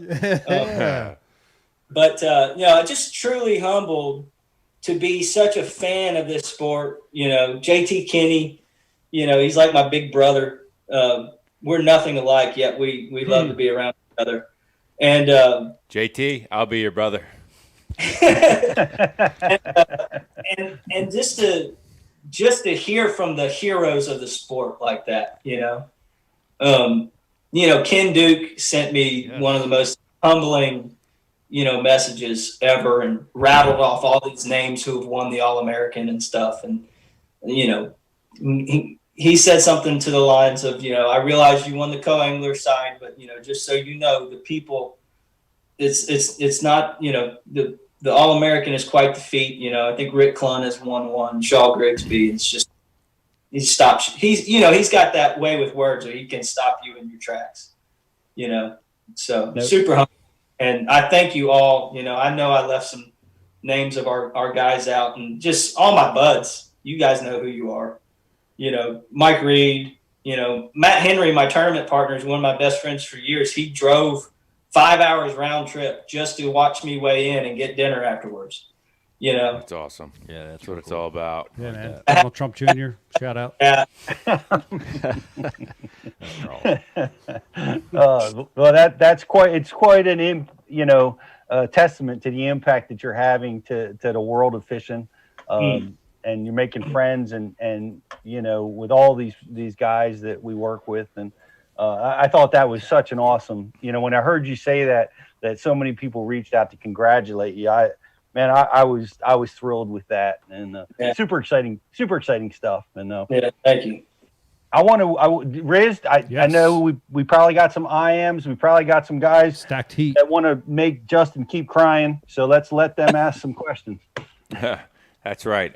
Little Buck 3 wants to know, Justin, as a co-angler, do you often try to counter your boater's techniques, color, and or action? All the time. That's the juice, bud. I'm telling you, like, I will not throw the same thing. And when my partner was crushing them on day 3 with a shaky head, dude, I even stopped on the way somewhere so I wasn't wasting time. But on the way to the next spot, I tied on shaky head, like identical to what he was catching on. And I didn't let myself pick it up, unless he was going to do something else. But, that's how he was catching them. And it didn't really leave his hand all that often, so I didn't go to it. I'm just a firm believer. I stick to my guns. I'm gonna have to get an absolute throttling from the front of the boat, like 20 fish before I'm like, okay, it's time. Let's switch to what he's throwing. But even like if somebody's going to town on a crankbait and they've got this specific angle, and there's so many times it's like a specific cast, man, it don't matter. You could have the same color, the same setup, everything, make the same cast, but you're not coming at the right angle. And especially like, gosh, cranking. I can't stand cranking from the back of the boat. It's just not an efficient tool to me. cast angles can make your crankbait go off, but I'll get off on a tangent like that. But yeah, I'm trying to think of the most efficient way to get a bite possible behind him not doing what he's doing. And to take a step further, it's not just the bait and the color and the technique, it's the water column. If he's targeting fish that are eating on the bottom, I want to target fish that might be suspended or feeding up a little bit, unless there's absolutely no chance, and I've proven that won't be the case. Then I'll go to another bait on the bottom. You know, you discussed that exact thing the night before your tournament, the importance of being prepared for top, middle, and bottom. Yeah. That's another Iconelliism that just it's a more simple approach, and I complicate the heck out of it sometimes. But when I rig up, you know, if I say I got 6 or 7 rods in a co-angler event, but say I got 6 rods, I probably got two for the top of the column, 2 in the middle, and 2 that cover the deep. I'm just always like that, you know, because you never know that moment where they might come up, or you're starting, you know, something happens to make you think maybe they're suspended or something, and you want to be ready for it. You don't want to have to get down in the box and retie, you know. In tournaments, I don't tie a lot of new lures on, it seems like. You know, every now and then I'll catch a whim, or like I rotated a lot of different worms on the drop shot. You know, I got on to where, you know, at the end of the day, I felt like it got so tough. I went to that Max scent, that Berkeley Max scent, scratching some bites on the D-worm. But, you know, it was all about the finessey stuff for me. But yeah, I live by that, man. Top, middle, bottom. Well, it's another great seminar at Bass University. You put it to work. We're going to take a quick break, and we're going to come back with some more stuff. We've got we got a great segment that we really like to do with JK, where he goes down his list. What's your topic on your list tonight, JK? We're sticking with the co-angler theme. It's just the top 5 co-angler tips from me. You know, just a top 5 for co-anglers. So awesome. And we've Guys, got some Zoom guests going to come jump on, Pete. Excellent. We've got a few of them, and a couple other things, as Greg DePalma would say, a couple other things. Guys, we're going to take a quick break. If you haven't subscribed, go over. 30 days free. It's the Black Friday promotion going on, $50 off annual subscriptions, and we use your question tonight. We're going to hook you up with some really cool stuff. And we also have a Facebook like and share contest as usual, where if you're watching us over there, like it, share it, and we're going to give you guys something cool too. So we're going to be right back with more co-angler stuff right after this. Why do you love casting fishing rods? I'm truly losing less fish. Is the sensitivity of the rod. That they're made right here in North Carolina in the USA. Strongest, lightest rod, 100% made here in Sanford, North Carolina. From the drop shot rod to the flipping stick, every rod has a purpose to it, and I rely on them all the time when I'm out there in a tournament. Durability in the John Cruz Worming series, the counterbalancing in the handle. It's the only rod I found that can withstand my hook set. Boom goes the dynamite.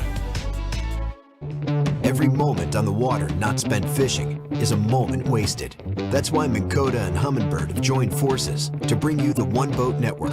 Products that communicate and integrate to help you take full command of your boat.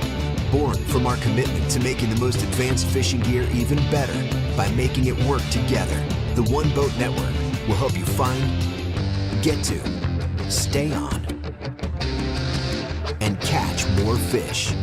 When One Boat Network products talk to each other, they can navigate your boat automatically. They can give you a crystal clear view of what's below with no messy wires. And they can let you lower, raise, and change shallow water anchor modes from anywhere on the boat. But that's just the beginning.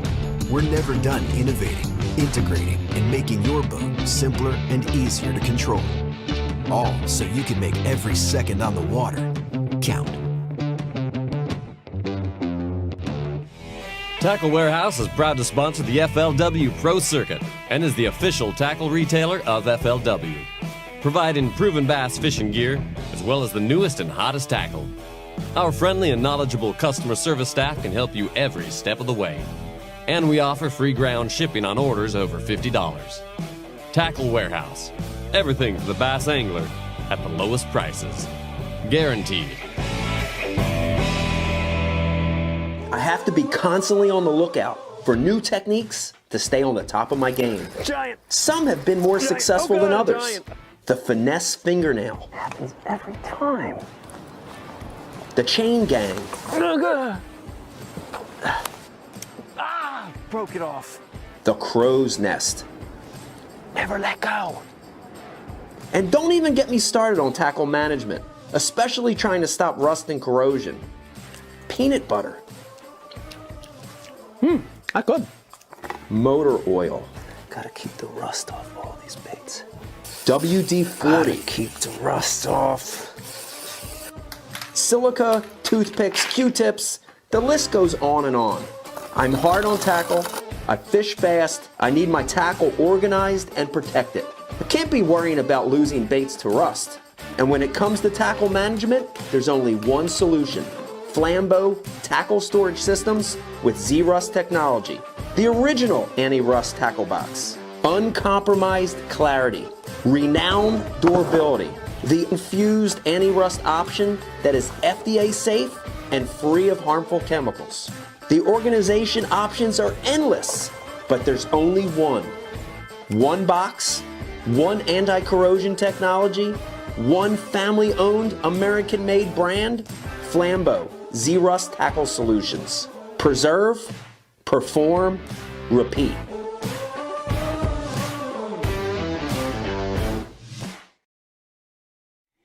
Hey everybody, welcome back to Bass University That's your best Live. one yet, Pete. I saw GDP pointing at me. I saw a carpenter's hand coming in from the side even. That was Richard on that Carpenter. shot. Let me know it's time to go. But welcome back to Bass University Live. We're on with the All-American champ, Justin Kimmel, talking about how he just won 50 grand in another major BFL tournament, and another 50 grand, which is nice.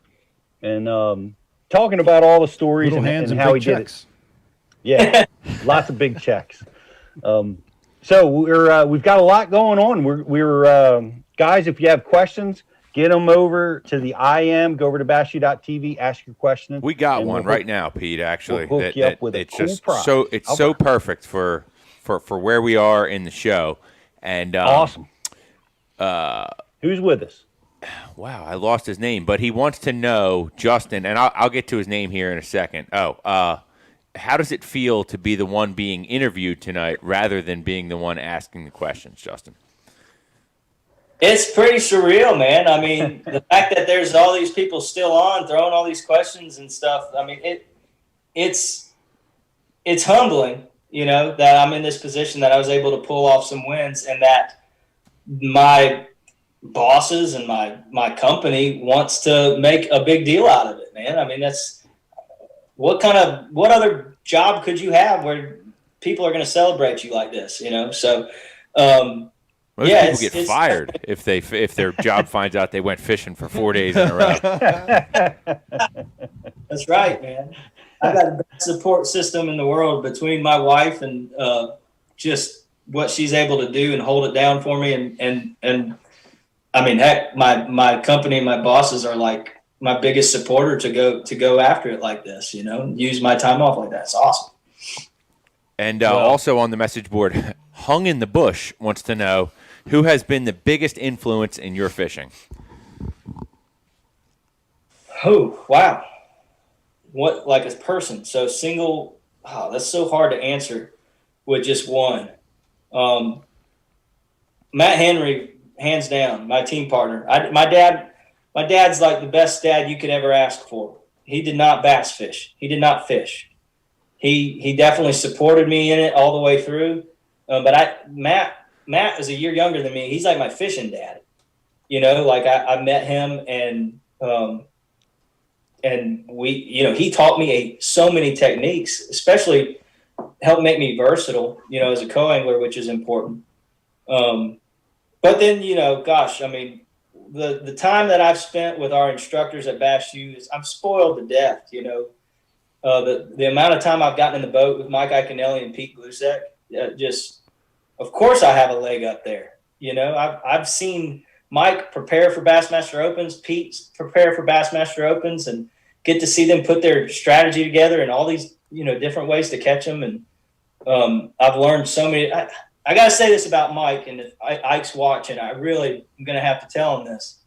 The first time that I ever practiced with him was at Oneida in smallmouth country, and I showed up with like 6 bait casters and a spinning reel, not a rod. I had to borrow a spinning rod, and he was letting me borrow a spinning rod. And he goes, "You Southerners and your lack of spinning rods." Well, Mike would be proud of me because I showed up with 4 spinning rods on that final day. I was surveying that, hey, all my fish that I'm weighing in the tournament are coming on a spinning rod, so let's flip it and do more spinning rods. That's the first day I've ever had more spinning rods than bait casters in the boat. But Wow. But so many people, man, it goes beyond just those 3 I mentioned. Like just all these guys. Spent time with JT Kinney, and then all these on water shoots. I mean, Pete knows. Pete. I've gotten so many great influences. But yeah, definitely going back to Matt and then working with Pete and Mike for the last 5 years, I'd say that's my biggest fishing influences for sure. Great answer. No, I appreciate that. And it's great. You're just a sponge and you absorb everything. And, like I said, I remember practicing with you on the James River on an incredibly tough practice round. and I remember your enthusiasm in spite of so few bites during our day. And you said how important the mental approach to your, fishing the way you do is. And I've seen it. It's like a youthful enthusiasm and optimism at all costs, and that's amazing. It's hard to do, and you've got it in spades. So it's I'm sure that's why you're sitting here in the winner circle right now. And I fished with Sean, and I know Sean. I did lose a few fish when we fished together, and I remember I wasn't so optimistic. No, that was a big day. Day 3 of a Bass Open, and I remember he had a couple fish at the side of the boat. The bites were few and far between, and going to scoop. I don't know if he had a break off or they just pulled off. And I think we both had that happen. I had one in my hand twice, and with no nets and 4-footers and smallmouth that was just a very steep learning curve for me. But the thing that I remember about Pete was, yes, at that split second, it was. I remember just a big scream going out, but it was like water off a duck's back. He was back at the front of the boat, and I didn't hear about it the rest of the day. I heard about it later that night at dinner, but not the rest of the day. Yep, I remember, and I want to give a shout out to Ronnie Moore, who was covering that. And by the way, Ronnie, I love what you're doing with the Opens and how Ronnie covers the last day of the Opens, and I hope Bass continues with that, But I remember I'm in the lead, and he was like, "You guys are going 60 miles out in the Lake Erie and 20-mile-an-hour winds." Yeah. He was the chase boat, and at that moment, he decided to just slap GoPros on my boat, and he went elsewhere. It would have been a monumental task to follow us out there, but it wasn't too bad, was it, Sean? You know what? I tell this story a lot. It was. I knew I was going to be going out with a seasoned veteran and a guy with his captain's license, a guide. Anybody else I was in the boat with, I would have been a little bit worried. But thanks, Sean. What's that? Thanks. Well, I went out. I did practice with you. I'm just kidding. No, but it was flat. It was fine. But no, it was. I was very impressed with. The Bass Cat performed very well. We didn't get wet. I've gotten wet in boats in much better conditions than that. So combination of boat control and just knowing that Pete was in control. It was all good. No, I appreciate that, Sean, having that confidence. And shout out to Bass Cat, because that cougar does an amazing job at keeping its nose up in that really, really heavy water. Yeah, I think we allowed averaged like 11 miles an hour, just enough to stay on plane. And when he would get off, when we would hit a wave and it took us off of plane, it was like, oh, now I have to get back on plane. And that wasn't an easy task. No, not in those big swells going right into the belly of the beast. And that's it. How about the last? Was it the last day when I think you kept? We're having some kind of engine issue, and you kept going to shut the engine off, and it didn't start a couple of times. And then, every time we would move, we would drift, and then we would run up and drift again, just doing that all day. And every time we'd get to the top of the drift, I have to yell, "Pete, don't touch that! Don't touch the ignition!" Oh, you're right. I think we left That's right. You were fishing with the motor on? We fished with our life jackets on, motor on for the rest of the tournament. Wow. Yeah. Shout out This to guy's a Edward. captain. I'm safe with him. I didn't say he was a mechanical technician or mechanic. Yeah. What right, was happening, and you get the back pressure of the exhaust, that because your motor's underwater most times when you're trying to operate it, especially when you're driving into that stuff, my motor started to act up, and we couldn't hardly get it started. So we fished for half the day probably with the motor idling. You tie a rope to your foot and that to the kill switch, so that you can operate within the rules of Bassmasters. But the rules have changed, by the way. Now you can just idle. You don't have to be tied to the kill switch if you're at idle. Yep. So we've had some rule changes in case you're ever out in 7-foot waves. There you go. I hope you hope you never have to do it. BTC, I got a text from you that we have some people on Zoom. Yes. Some Bass University subscribers we want to talk to tonight. We do. We have somebody that we want to bring on to the show, but we also have one more question that we just have to get to just wrap up Justin's tournament recap. And this question is from none other than the fluke master, Gene Jensen. He wants to know, what was your most memorable fish catch of the BFL All-American? Wow. To the fluke master. Well, I shared the story about the one I lost in the brush on day 1. Day 2, those blade bait fish were huge. But, man, on day 3, when I started putting some things together, and I caught that first 2.5-pounder, and I caught another keeper, and we pulled up to a main lake point that I've fished before, throw top water over it all the time. It's just he spot locked me where the back of the boat was in 45 foot of water. Never caught a fish that deep. I think I caught one that was like 39, 40 foot deep last year when I won the regional. And there's some timber off the tip, off this steep side, and he's casting up into like 25 to 30 at a brush pile. And I mean, he's soaking it. And I'm like, well, I'm stuck right here off the side. Maybe one will be in this timber. And unlike my first drift, he was kind of coming up to the spot before spot lock. I break my leader off. So I go down and I tie one on really quick and try to tie on a new drop shot. And while he's doing it, I look at the sonar and there's a fish popping in the screen at about 42 feet over 45. And it's just that solid line. And I was like, okay, there's fish down there. There's a fish down there. And I knew it was a fish. It wasn't there at first. And I knew that there's timber present right below me, and it's main river channel, point. And I get that tied on, and I dropped 5 different baits on it. I fished for that fish, and it never moved. It didn't move, and it just stayed a solid line to the point where I was like, oh, that might not be a fish. And he had me there I think he got some bites, maybe caught one, but he had me stuck there for like 15 plus minutes. And I'm changing, baits, and I'm changing ways I'm fishing. And I finally went back to a fishalicious, like a clearish, shaddish presentation bomb shot. And I drop it down there, and all of a sudden I see that mark move from 42 and almost disappear onto the bottom of the graph. I was like, okay, I got some movement out of this. She's down there looking at it, and I reel up, and I almost expected it to just kind of go down, and it didn't. And so I shook the ever living tar out of it again for like 15 seconds, and then dead sticked it for like, I don't know, 10, 15. Here's what happened. I got in kind of a daze when I was dead sticking it. You know, you ever get yourself to where you're just kind of like losing focus and you're kind of in that daze, and I finally come around.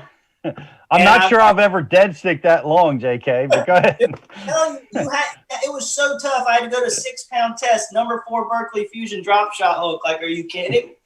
Like, I'm already doing all this. I got to go to extreme measures just to make these stupid things bite.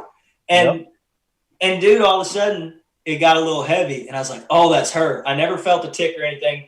I reel into it, and just started screaming off. The camera gets rolled onto me, and she makes like 2 runs like a redfish, you know. And I mean, dude, when I got that was my 3rd fish of the day, but it was another 2.5 pounder. We got it into the net. I was so jacked. I felt like I had won the tournament. I felt like I was a train that could not be stopped. Like, I don't even know what happened when the camera got on me. I hope I did my family and my company proud. But like, I don't even know what I said, you know. And I remember Bob Rutherford was the camera guy, and so they're shooting some cameras, and I'm just like, I'm fist pumping to them, you know. And I'm just like, this is it. I'm going to win this tournament, and nothing's going to stop me. You know, that was that moment. You know, that's what it felt like. It was like 10 o'clock, 10:30 maybe. Man, and that was number 3. And I knew that I had about 6.5 pounds at that point, you know, for 3 fish. Well done, man. Yep. Great fish catch. Great story and great question, Gene Jensen. Thanks. Fluke Master. Yet another, you know, person that giving you a shout out that has a, you know, big reputation in the fishing industry. So and a shout out from JT Kenny, who just texted me, said Justin is awesomeness and Pete looks like Santa. And we got to go see JT tonight. I am Santa. I am Santa this year. I am Santa. I'm embracing my Santaism, JT. Thank you. Thank you for that. Mike calls me Santa all the time. Yeah, but we going to it. We got we got Ron's iPhone in the waiting room. Let's bring him in. Yeah, Ron's iPhone. Let's see how this works. Let's see if he's got his camera on, turn sideways. This might be a minute. $10 says there's no audio. Wait, hold on. Go, Ron. Yep. I see him. Ron, I see him connecting the audio. The question is, can he see us? Everybody wave. Hey, Ron, how you doing tonight? He's still connected. There it is. All right. We got the sideways. We knocked that out. Come on, let's accomplish. Ron's thumb. We'll give him a second or two. That's a thumb. Justin, where are you putting the trophy? Where are you keeping it? Like next to your bed? Are you sleeping with it? Are you still cuddling up with it? What are we doing with it? Dude, the first ever time in my life that a trophy made the mantle. My wife put it on the mantle. So I don't know what the plans are, but I'm going to let her keep it on the mantle as long as she wants it. All right. Ron, can you hear us?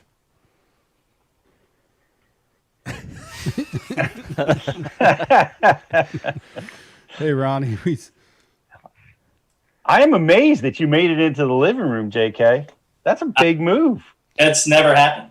I mean, my wife's a designer. She's an incredible, you know, interior spatial designer. Like, never has a trophy ever made it to the living room. You have to take those opportunities when they come. I have a guitar room, and they're in the room, and that's it. And then my wife's a designer. She's an incredible. Can you hear me now? We can hear you. But anyway, when my wife gave me the go ahead to put a guitar in the living room, I was within a second. It was there. Awesome. Got you, Ron. We got you, All Ron. right, good deal. We're glad that you're with us tonight, and we understand you have a question for Justin. Yeah, first, Justin, I want to say congratulations on your win. That's awesome. And I'm going to be fishing the BFL this year. I fished one tournament in August, and I was fortunate enough to get the big bass on the Ohio River. But the biggest problem that I had was tackle storage. Not knowing what to bring, too much, too little. What do you use to make sure you have what you need on a body of water that you've never seen before? Yeah, so a body of water that we've never seen before. So we'll take that into account. I'm going to ask my partner the night before, and he's got total. If he doesn't want to give me a compartment, that's fine. I just need to know whether I'm going to have a tackle bag at my feet or whether I'm going to use a compartment. If he empties a compartment for me, I'm not going to have a tackle bag at our feet, because that's going to get in the way. Okay. A lot of guys still do it, and that's fine. But another step to keeping my boat, like the last thing I want is something to get in his way, he trip or anything, or my stuff spill over into the common area where he's going to get up and down from the deck of the deck of the boat. So if he's going to leave me a space, I'm going to find out how big that space is. Some spaces are bigger or smaller, and that's the kind of parameters I'm going to use. And I will typically take one box, Flambeau. I use those Flambeau Ike quotient boxes for my terminal. They've got these deep cup,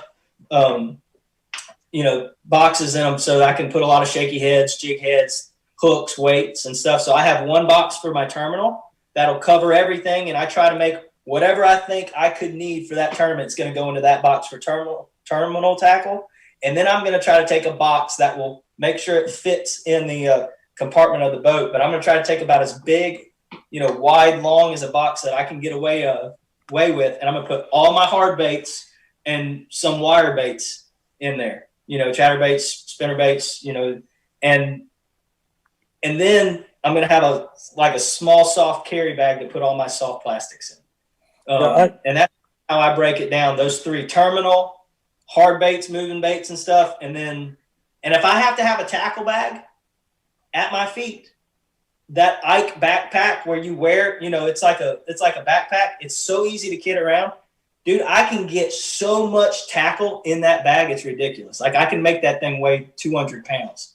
It's got compartments growing out of other compartments. It's huge. So I try to take as much as I can get away with, honestly, given those space. But I never want to fill up the compartment, lay stuff out all over the floor and stuff. Yeah, I used a backpack on that tournament, but it wasn't big enough. I didn't have everything that I wanted to take. And we got up to the dam up by Kentucky Lake, and, perfect rattle trap and, rattling crankbaits, not a single one in my bag. So, oh man. Yeah. So that's what kind of the question that I had is just how do you prepare for a situation like that? Yeah. I appreciate your answer. I think in terms, like I always use Tackle Warehouse as like to make sure I'm not forgetting a category of baits.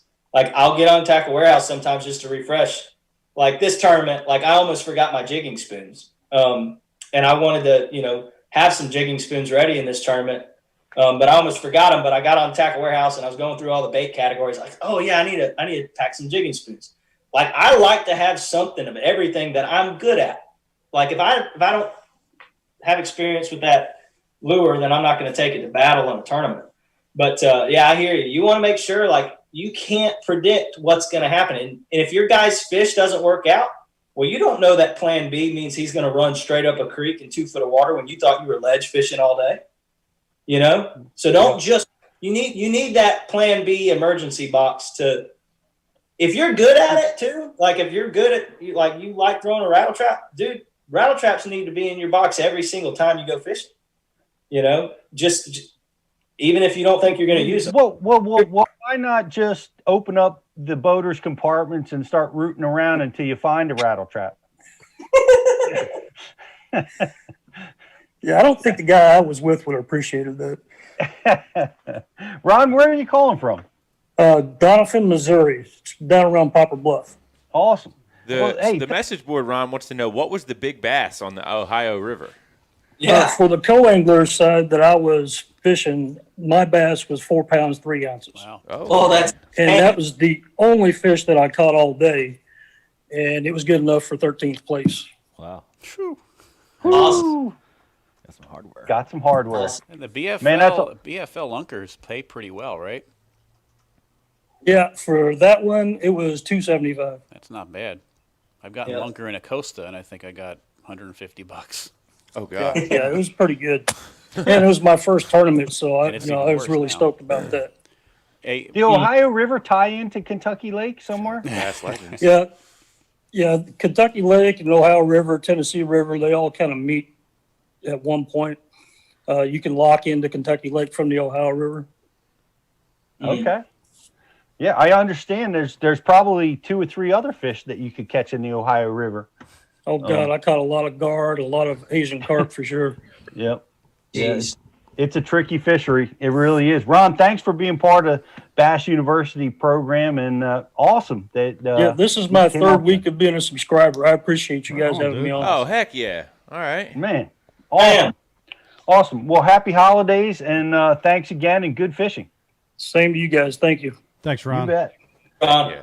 Man, what a great deal. We've gotten tonight has been a great night. Honestly, we've got a lot of brand new people to Bass University TV tonight, and I want to thank everybody for joining the program. And we have a great Black Friday promotion going on right now as I'm refreshing. And oh my gosh, we've got a whole new set of people joining the program tonight. So it's great to see. Pete, And right great now, also we got a Black Friday sale going on our apparel as well. All right, Is that so right? we're approaching What hoodie do season. we have going on we on got apparel? performance gear on the website.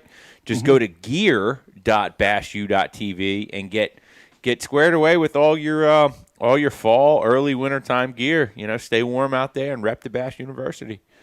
Yeah, it's definitely hoodie season. And for all you guys who are geeks like me over the tackle and stuff, I actually created a wish list on Tackle Warehouse with all the detailed gear that I used in this Hartwell event. So if you're interested in that, head over to our stories on Instagram and swipe up. It's sitting there right now, and you'll get all the details that we've gone over as far as my tackle. There's a lot of tackle over there, including some cash and rods. Shout out to the folks at Cash and Rods. They're awesome to have them part of the Bass University program. That's right. That's the John Cruz rod. Oh yeah, that's the guy that that was the workhorse rod. I weighed in, I don't know, 11 of my 14 fish over the 3-day tournament and caught more on that rod than any of them. Just, dropping on them and clinking them out there with the drop shot. But that micro jig rod was my ace in the hole. It's awesome rod. Keeps them buttoned up. Excellent. BTC, are we going to have another caller, or do we want Justin to go into his top? I have somebody sitting in the queue, so let's see how long this takes. Let's see how long this takes. Now that's great.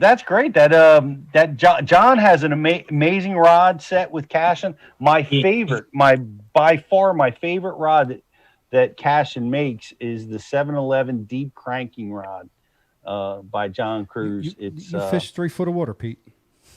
That's why you need the 8-footer, so that you can make those deep crankbaits run shallow. Okay. And yesterday, That's it. Pete will cast a baby -1 longer than anybody else on the field. How to make them deep crankbaits run shallow. 8-foot rod. Put that piece. That was the nugget of the night. That's classic. yesterday is the 1-year anniversary of me and Pete taking that Cash and Rod's Cash and Crew tournament and him using that deep crank rod. That's right. Yeah. An 8-pounder among some other slobs on that deep crank rod with a mid-depth crankbait. So the proof was in the pudding that day. Yeah. Yeah, we smashed them. I love that rod because you can really adjust the depth of the bait, and you can get a lot of pressure on the fish. It's not just for those 20-foot crankbaits. I know that's why a lot of guys like it, but man, I like it for those mid depth and even square bills. It's a terrific little weapon. But yeah, they make some amazing rods. I'm glad you were able to use them to do well, in your tournament. Oh yeah, I'm telling you, the switch to cashing for me, 4 years ago, was mind blowing. I don't know the last time I didn't lose a fish the entire event. I didn't lose one. Yep. I caught a 5-pound striper that took 10 minutes on that 7.2 spinning rod on number 8 treble hooks. Number 8. Those are bluegill hooks, man.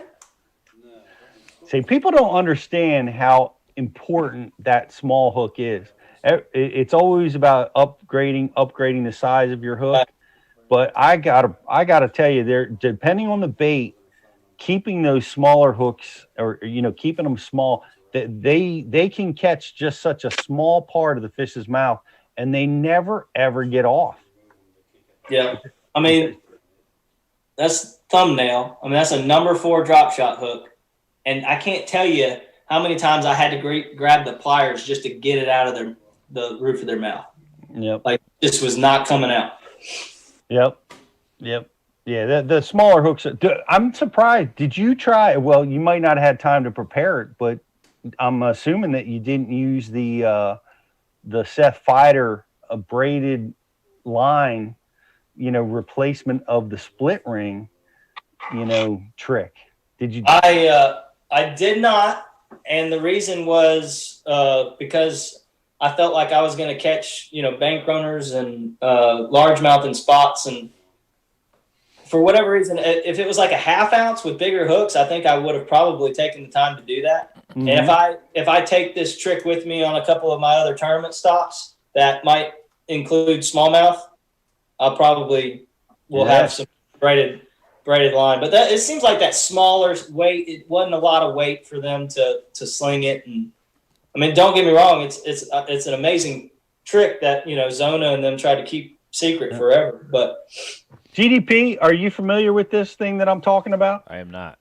Replacing your treble hooks with a braided line loop, or your split rings on your treble hooks with a braided line connection to give your treble hook, unlimited, 360 movement, and keeping the fish pinned better than a split ring ever could. Yeah, for hard baits, no, but I have heard guys that are big and throwing spoons doing that exact same thing. Is that right? Well, Seth did it with the blade bait for us. He demonstrated it live, and of course Zona did a nice piece for Bass University where he's doing it on crankbaits. To keep fish pinned, and what a unique little concept. Yeah. I'm surprised that hasn't come to market yet. It has. It has. Me and BTC saw a glide bait at the at ICAST that had braided split rings, braided loops already on it. Interesting. Mm-hmm. Well, there it is.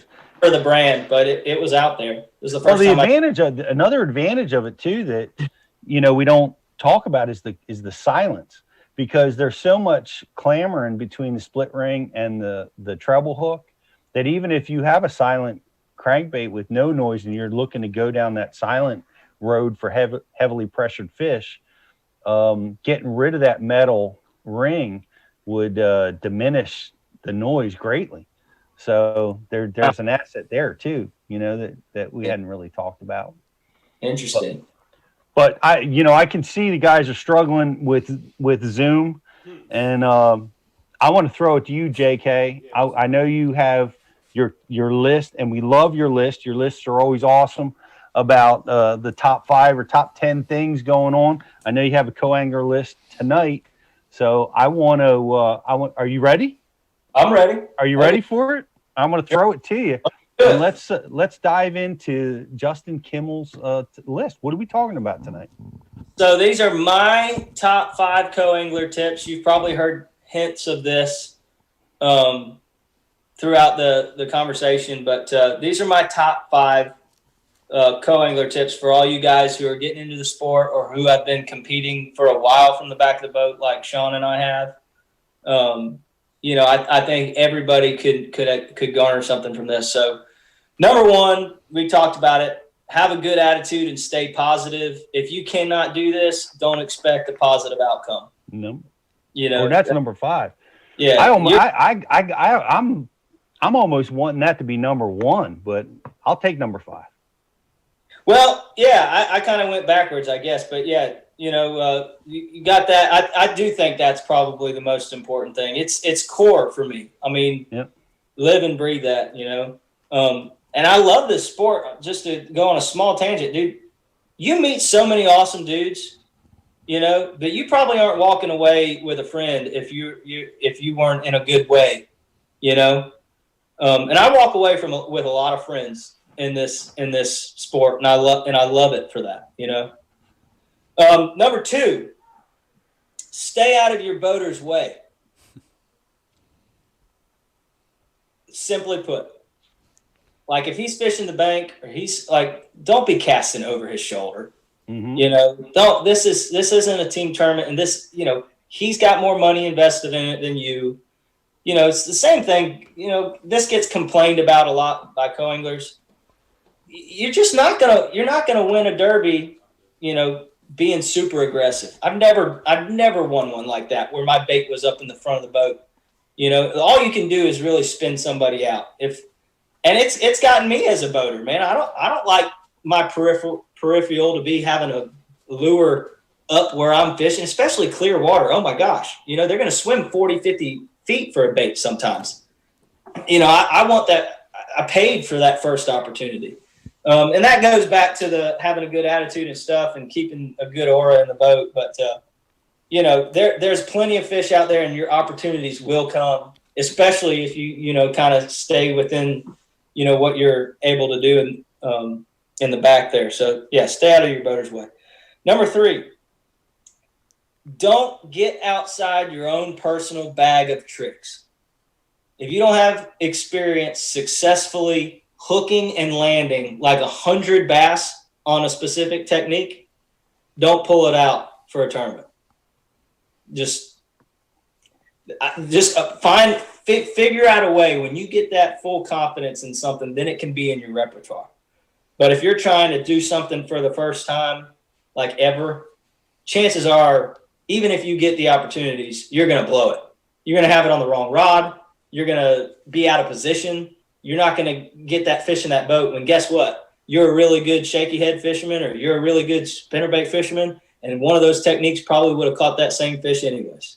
So stay within your own personal bag of tricks.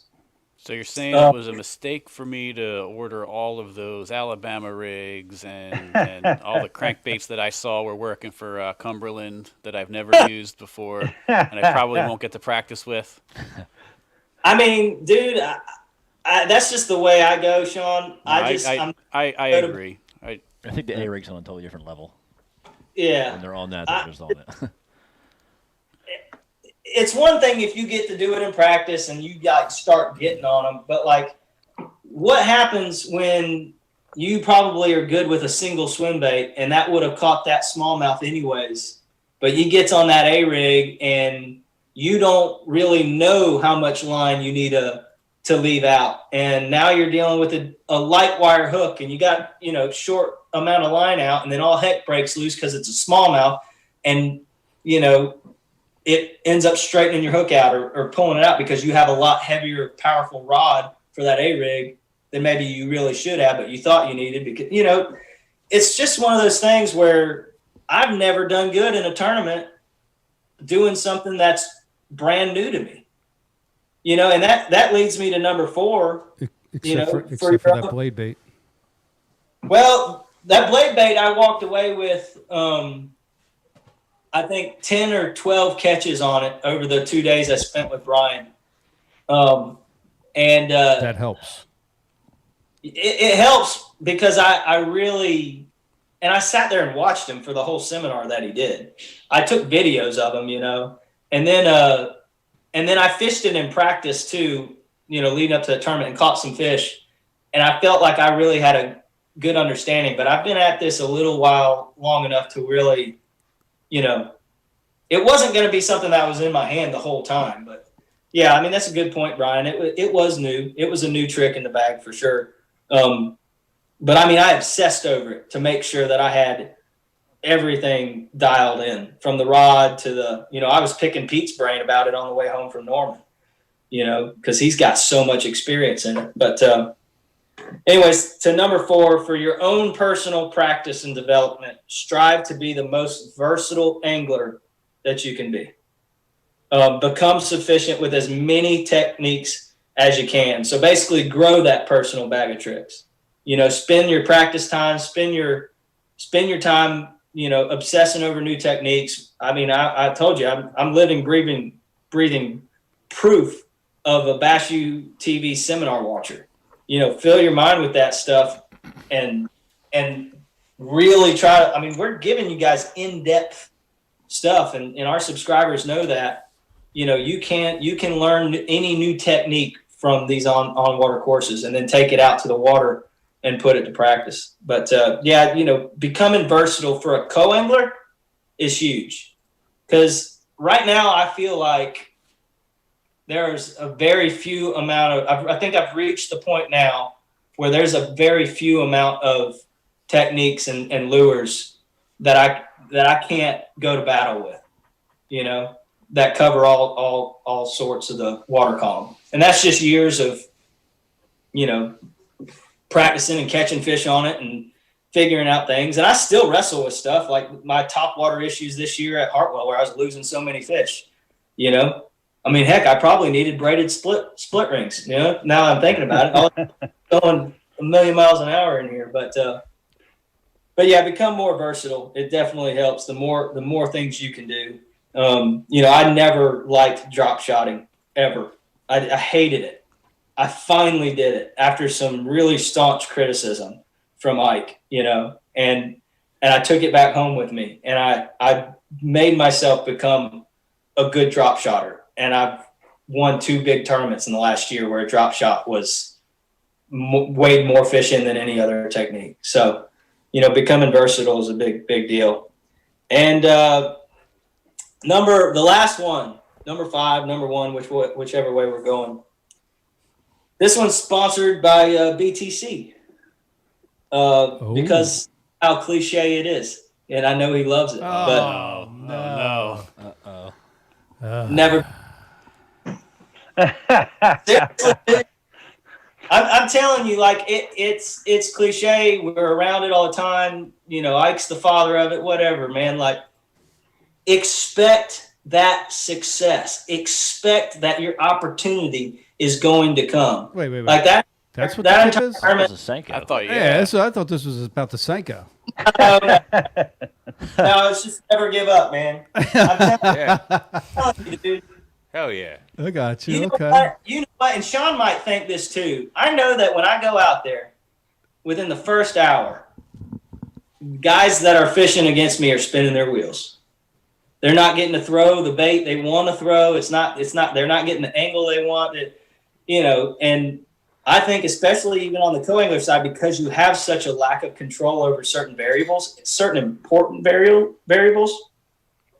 I think there's guys that give up. Yeah. Right. You know? Yeah, you got to seize the opportunities, because you're going to get a shot. It might only be a flip here or a window, but you have to be focused and ready for that opportunity. If you're down in the dumps and you're looking at your tackle, what am I going to throw?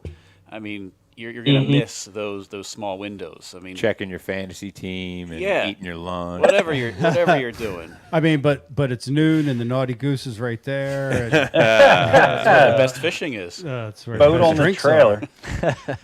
And you're like, you know, yeah, Sean. And I wanted to ask I might Sean, get a bite, but I could definitely get a drink. So you just got to weigh your options. Naughty Goose University. That's a different mental approach. Yeah. Hey, to each his own. That's tip number 6. I fished a tournament. 6. I fished a tournament with BTC. I fished one of those Jersey Winter Leagues. I think Ike and Riz won it. And I fished with BTC, and there was not a fish that entered that boat. And we were pretty much giving up by like noon that day. Well, So the event ended at 1 o'clock, but yes. Okay. We definitely gave up. That's when I know when to give up. The event ends at 1. At 12 o'clock, I haven't even come close to what a fish might feel like. Yeah, but you I'm told Mike and I that you guys had 3. That was my win on the day. Yeah. Getting in their head and then getting the hell out of there. Yep. That's So we tip have number never 7. give up and always give up, and never give up. decide where you Sometimes, sit. know when to give up. I like what you said though, Justin, about knowing, when you said that you know that a lot of the people you are competing against are, spinning out and kind of losing their grip on things. And I always say in tournaments, I want it to be tough. I want it to be like nasty, like the wind's just chucking and the rain's hitting you in the face, like, because when that happens, or if it's so cold you can't feel your hands, because when that happens, you can just go ahead and take like 65% and throw it out the window. You know that it's taking a lot of people out. So never give up. Hell yeah. Riz, you know how we know that?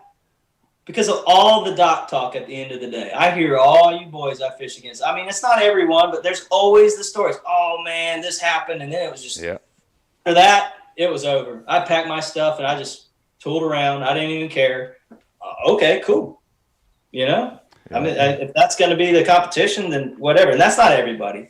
No, especially there's a big difference between the All-American and fishing a $45 for first place tournament on a Sunday when I got to go to work the next day on and a it Sunday. is freezing. Yeah, you know what? I put the whole equation together and then I do the math. I'm on a Sunday on Sunset. I'm like, it's all the same. It's all the same. I want to hit you with a Rick Clunn-ism. It's one of my favorites. He's like the guy that is dangerous, and I'm paraphrasing. I don't remember exactly, but the guy that is very, very dangerous is the one that fishes at the end of the day with the same intensity that he fished with at the beginning of the day. That guy is tough to beat.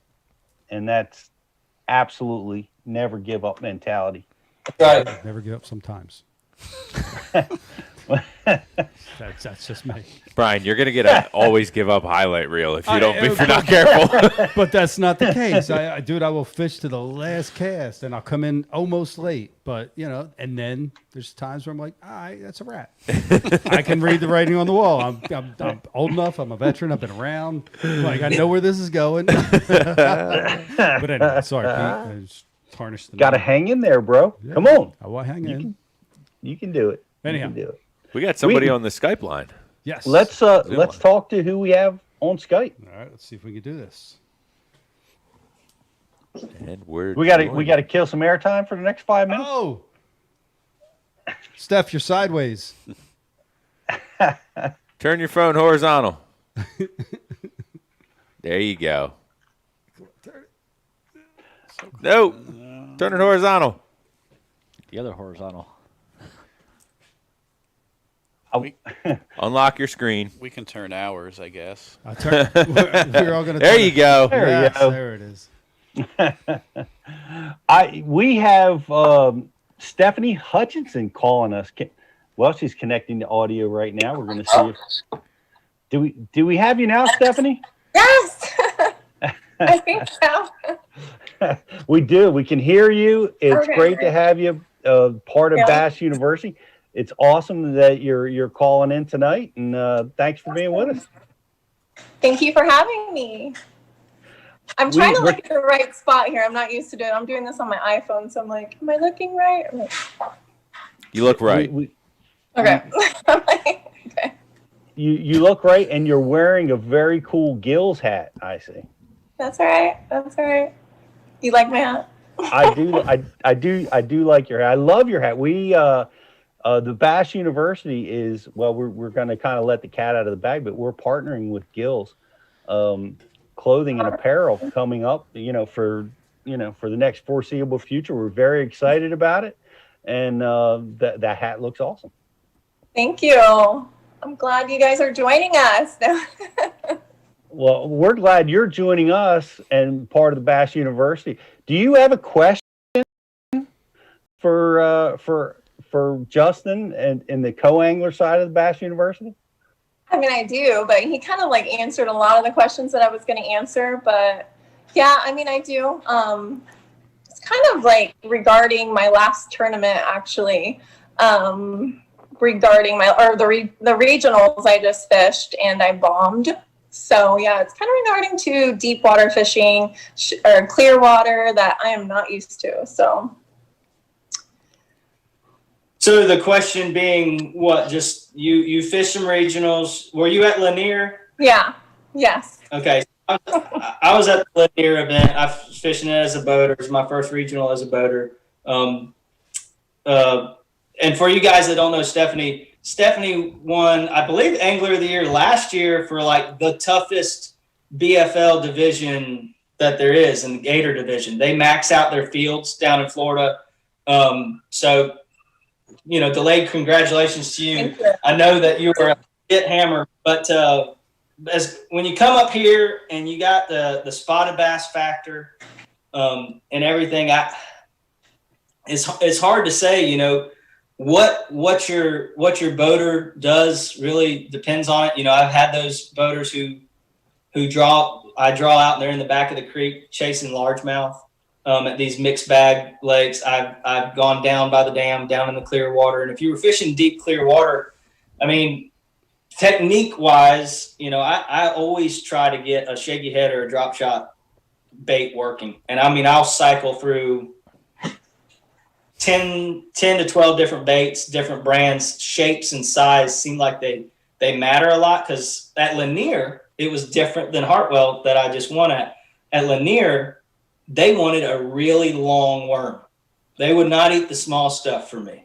And a lot of people think, okay, finesse stuff goes small. They wanted an 8-inch long worm, like the Burke Accent Magnum hit worm was just money on my shaky head. And I ran out of them. And I picked up another, straight tail finesse worm that was like 7.5 inches long. And I just started dunking it in JJ's Magic because I felt like that max scent was such a big deal for that tournament. But, out of the back of the boat with those lakes, what you got to remember is the water's so clear, a fish, especially a spotted bass, will swim a really long way for something. Right.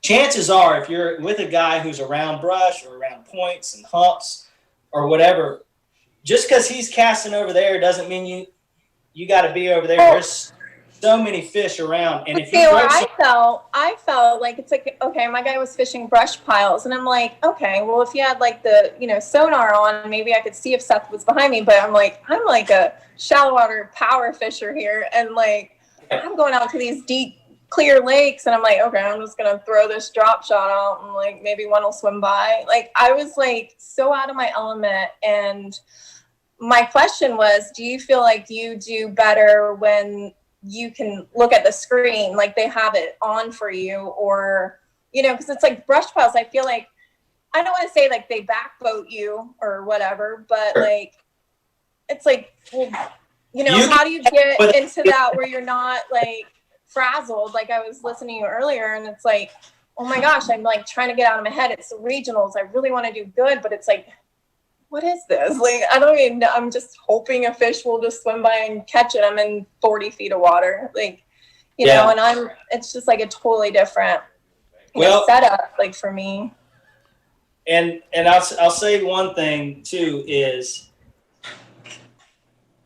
when you have the sonar on and they can turn, like, honestly, like I sonar fish a lot if they're going to give me that opportunity. And some guys they know that I'm not really going to catch fish that they're fishing for. It's just when they come in. But I guess since it's Bass U TV and where we are right now, I'll go ahead and give out a nice little co-angler secret here. In those spotted settings, say your sonar is not turned off. Now, I don't want to do my boater dirty, so I don't want to mess with a group of fish that he's targeting. Right. What I understand is that there's timber surrounding a lot of these points out in 40, 50, 60, 70 foot of water. Spotted bass will live out.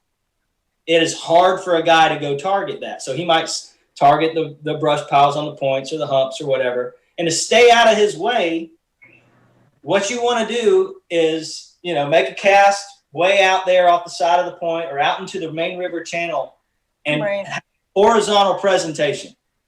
It's not always going to work every cast, but when you first get to a spot, and you don't want to do it where you're pulling the boater's fish off, because those things are curious and they'll swim. And out of respect, you don't want to do that to him. And if he really knows what's going on, that could spin him out. But there's always these rogue things. They're chasing a blueback herring. Blueback herring is a saltwater bait fish. They're constantly on the move, and so the spotted bass are kind of all around too. Well, you can make a long horizontal cast over 60, 70 feet of water and reel that in and know that if there was a fish within 50, 60 foot of that bait, it might have gotten behind it and swam behind it. Now you won't have the electronics on, but you can reel that bait up in there, pick your drop shot up, and flip it right there beside the boat, or pitch it out if you don't want it to get under the boat's shadow, and let it go down there, and then envision, hey, there's a fish right below here because I know I just brought him.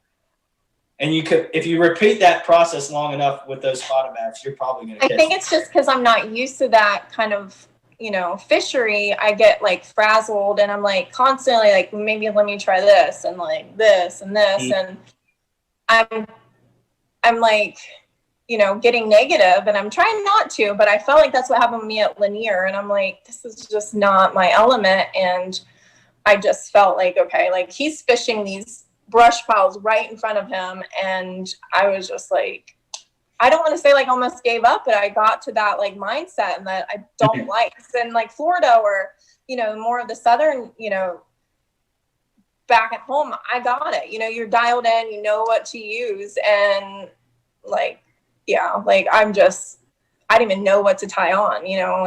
I listened to some people, have a drop shot, throw a Kitech and all this stuff, but I wasn't in my zone, I guess, and I just didn't even know where to throw. I'm like, I felt like I was just throwing out in open water, and you are you are throwing out there.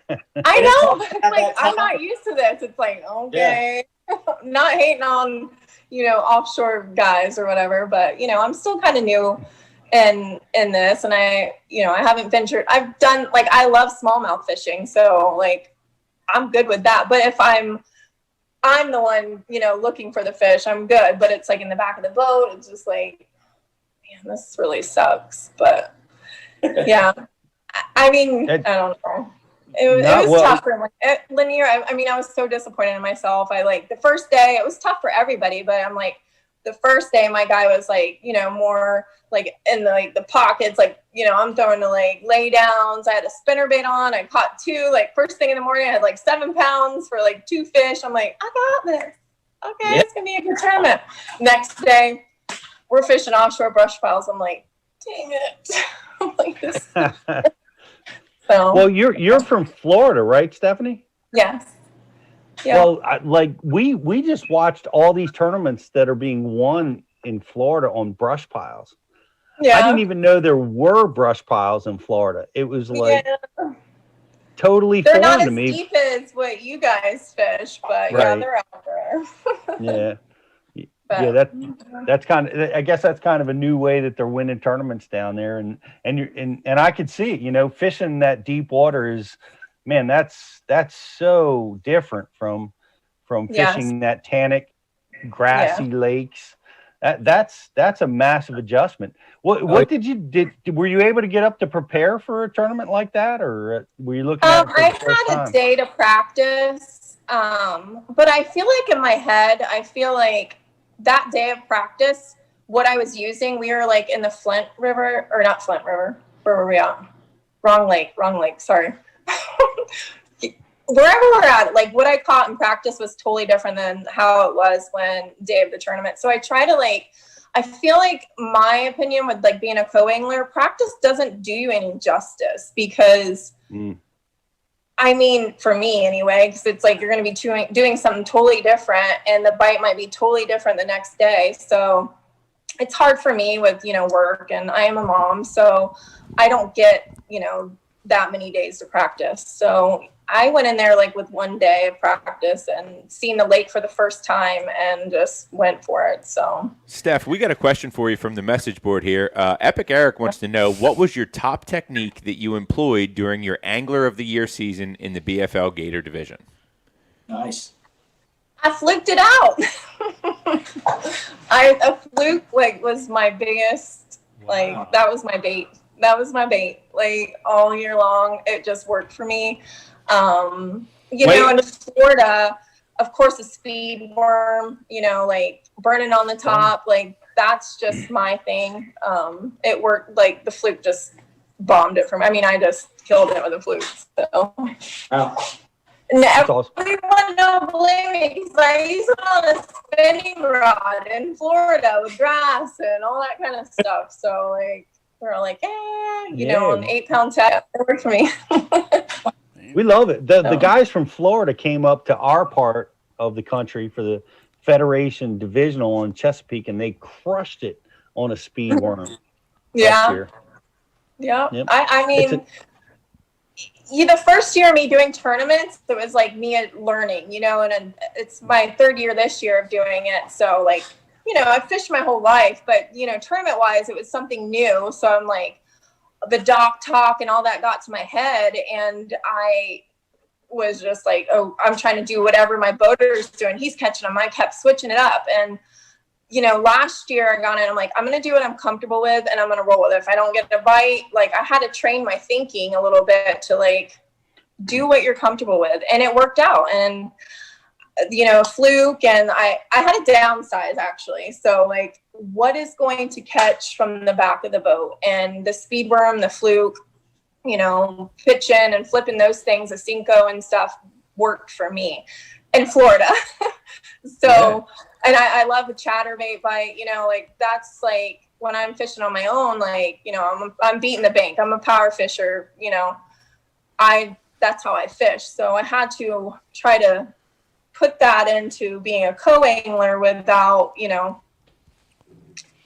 overthinking it, I guess. I don't know, but yeah. Well, you hit on some of Justin's top 5 as far as doing what, you're most comfortable with. Don't try to, take on something that you've not been successful with right out of the gate or, in these tournaments. So, well, you clearly have got the shallow water Florida stuff under control. Congratulations. Thank you. On winning that. And thank you so much for, coming and hanging out with us tonight. Thank you. Yeah.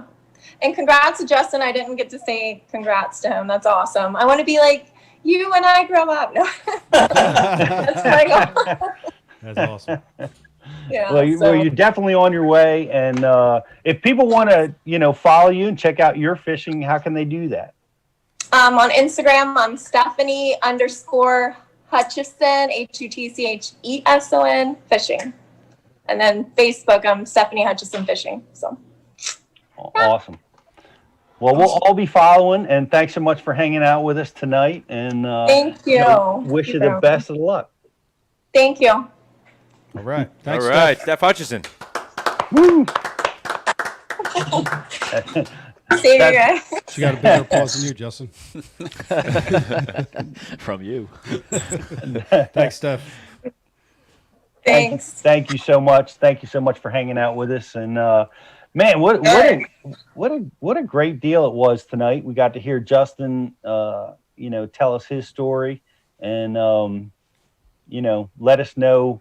We all learned about how to be a co-angler. We continue to learn. But I got to be honest, JK, from everybody that I've talked to and listened to, you've got a grasp on the co-angler side of the boat better than anybody I've seen. So, you can see why you have won yet again. And I'm sure you're going to win a few more, buddy.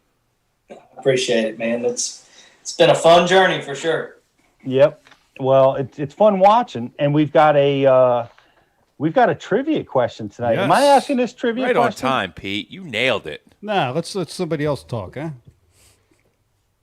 What? Who's talking? No, we want to talk in here. Go ahead, Rich. Rich wants to ask it. Okay. I guess I want to ask the question. I was just commiserating Pete on his we're dialed in here. He knew exactly what time it was. Good job. But the trivia question tonight comes from none other than the great and powerful Ken Duke. And the question is, who is the only angler to win the FLW All-American and a Bassmaster Classic? Again, that's who is the only angler to win the FLW All-American and a Bassmaster Classic. It's a great question, Ken. Thank you for that question. The All-American is a very, very old tournament. It's going back from the Operation Bass days. Do you remember that? Anybody remember that? That's on this? Was that Redman's or before Redman's? Well, it was Redman, yeah, but they were called Operation Bass back in the day, and then Redman was the primary sponsor. And it was really cool because I fished a couple of them back in the 80s, and we would get packs of Redman chewing tobacco And sounds like a great tournament. we will get Vienna sausages in the can, What? in the pop can. I promise you. Dude, I'd be set for like 3 weeks. That's all. It's all you need, you know. But yeah, the Vienna sausages and the Red Man were in the grab bag when you'd go through registration. But it's been around a long, long time, guys. So the answer to this question is, well, it's important to know that, you know, because obviously I'm the only one on this show that knows that. You know, it's been here for quite a long time. There's actually 2 because we already have a winner. Oh man! Oh my gosh. I mean, it just does not take long for these guys to get it. And Sam on the message board chimed in first with the correct answer of none other than Rick Clunn. Rick Clunn. No surprise to anybody on that one. Yep. That was great because you mentioned it, JK, in the email that Ken Duke sent to you about who some of the All-American winners were. Rick Clunn was one of them, and as I'm trying to find out who the other winners were because they were so awesome to say. But here he said, I'll just read Ken's words right here. Yep. Of course, just what an honor to hear from the great Ken Duke after you win a big tournament like that. He said, "You follow in some big-time footsteps, sir. I realize you won the co-angler side, but former All-American winners," and this is where he spits out his knowledge, "include Rick Clunn, Shaw Grigsby, Clark Wendlandt, Stephen Browning, and Jacob Wheeler." So that's awesome. I didn't know Jacob Wheeler won the All-American. When he was like right before the cup, he was like 17 or 18 or something. Just good. You know, went down to Cross Lake, and they didn't even like since I think the one that Sean fished at Cross, they probably had that limit where you could keep more fish, but they used to have this slot limit where like you had to throw back some big fish at times. Like you're either catching one under 2 pounds and it's like under 15 or under 14, or you had to catch like over 18 or 19. So you're throwing back 3-pounders in an event. And Wheeler caught some really big overs that event and was able to fill out of his limit in a really tough event. Won that thing. Man. And Clark Wendlandt won that too, amongst everything else. Like 3 AOYs over on the FLW side. And just recently, congratulations to Clark Wendlandt for winning the Bassmaster AOY. And of course, I see here now that he's won the All-American. It's amazing. He's been a hero of the sport for a long, long time. And man, what a great deal! Thanks, Ken, for that amazing question. Who won the prize? Rich? That was Sam, and Sam actually chimed in on the message board just a few moments ago and said, "When in doubt, if you don't know the answer, just say Rick Clunn." So great work, Sam. Way to play the chalk, get the job done. We'll see you next week. That was great. That was a great guess. I like that though. Course, he played the high percentage pattern, Pete. You know what I mean? Yeah.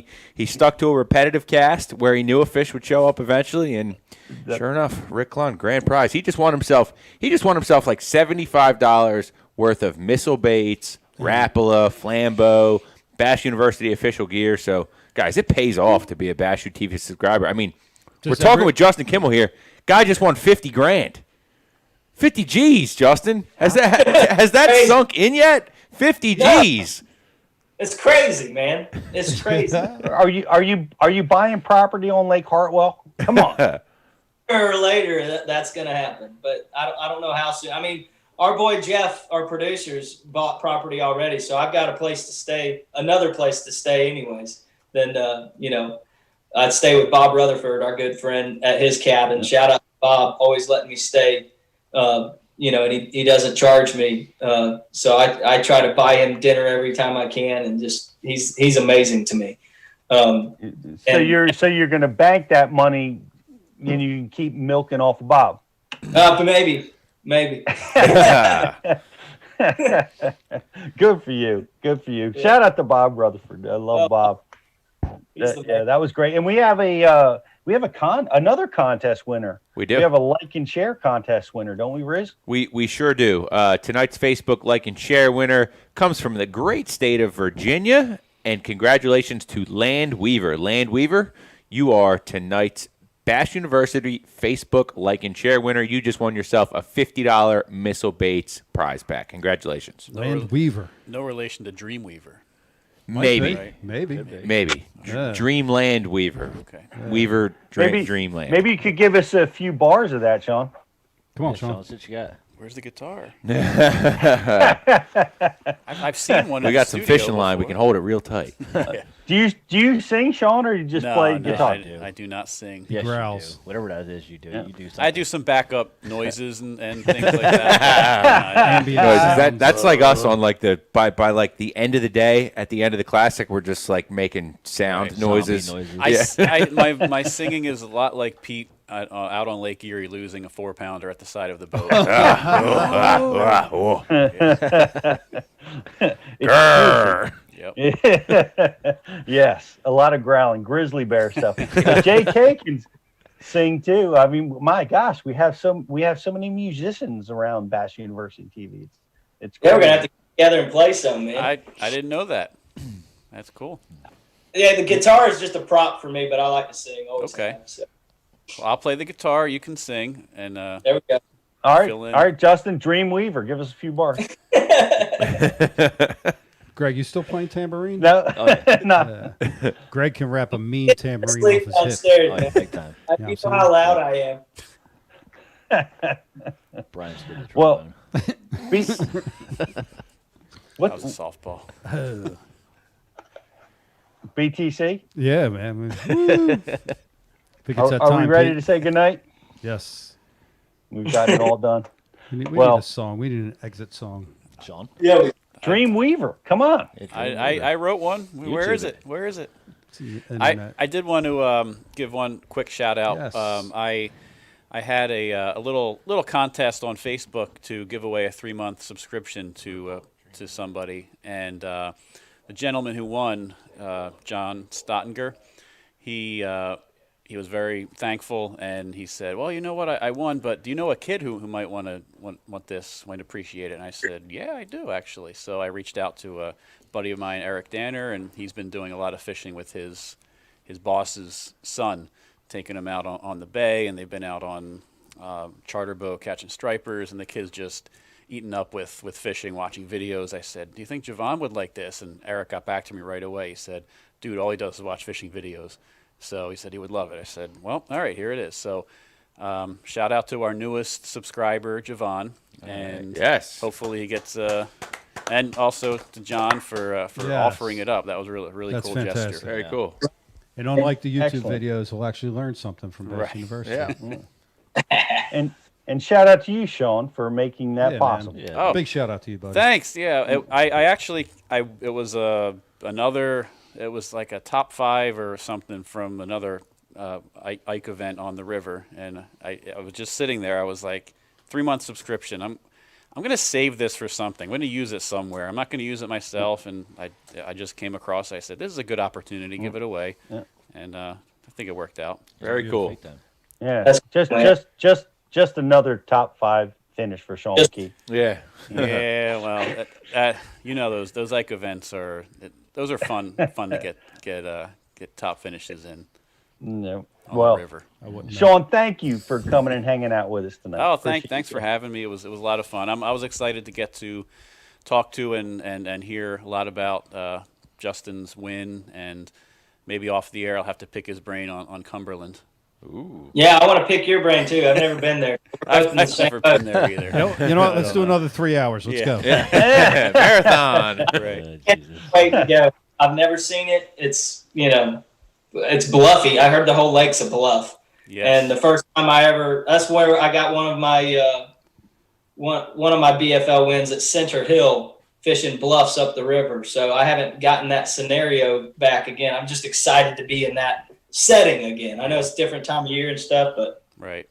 smallmouth, man. I don't have smallmouth down here. I want to catch smallmouth. Yeah, I'm excited about that. I don't know if the what I've learned about northern smallmouth is going to translate. I don't even know if I'm going to be able to practice. I might just have to show up. It depends on my work schedule, but it's just a last hurrah for the year. Just do my best.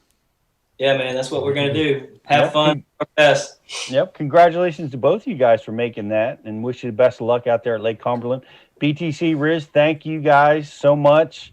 Greg DePalma, appreciate you hanging with us tonight and being here and being part of Bash University. Love that. Always. And want to wish everybody a happy Thanksgiving. And if you haven't subscribed yet, 30 days free. We got $50 off an annual subscription. That's our Black Friday special. We hope you guys have a wonderful Thanksgiving. Enjoy your family. Be safe. Be healthy. And we look forward to seeing you guys next Tuesday on another edition of Bash University Live. Good night, everybody.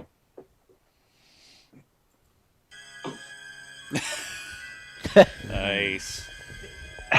Is that it? That's it.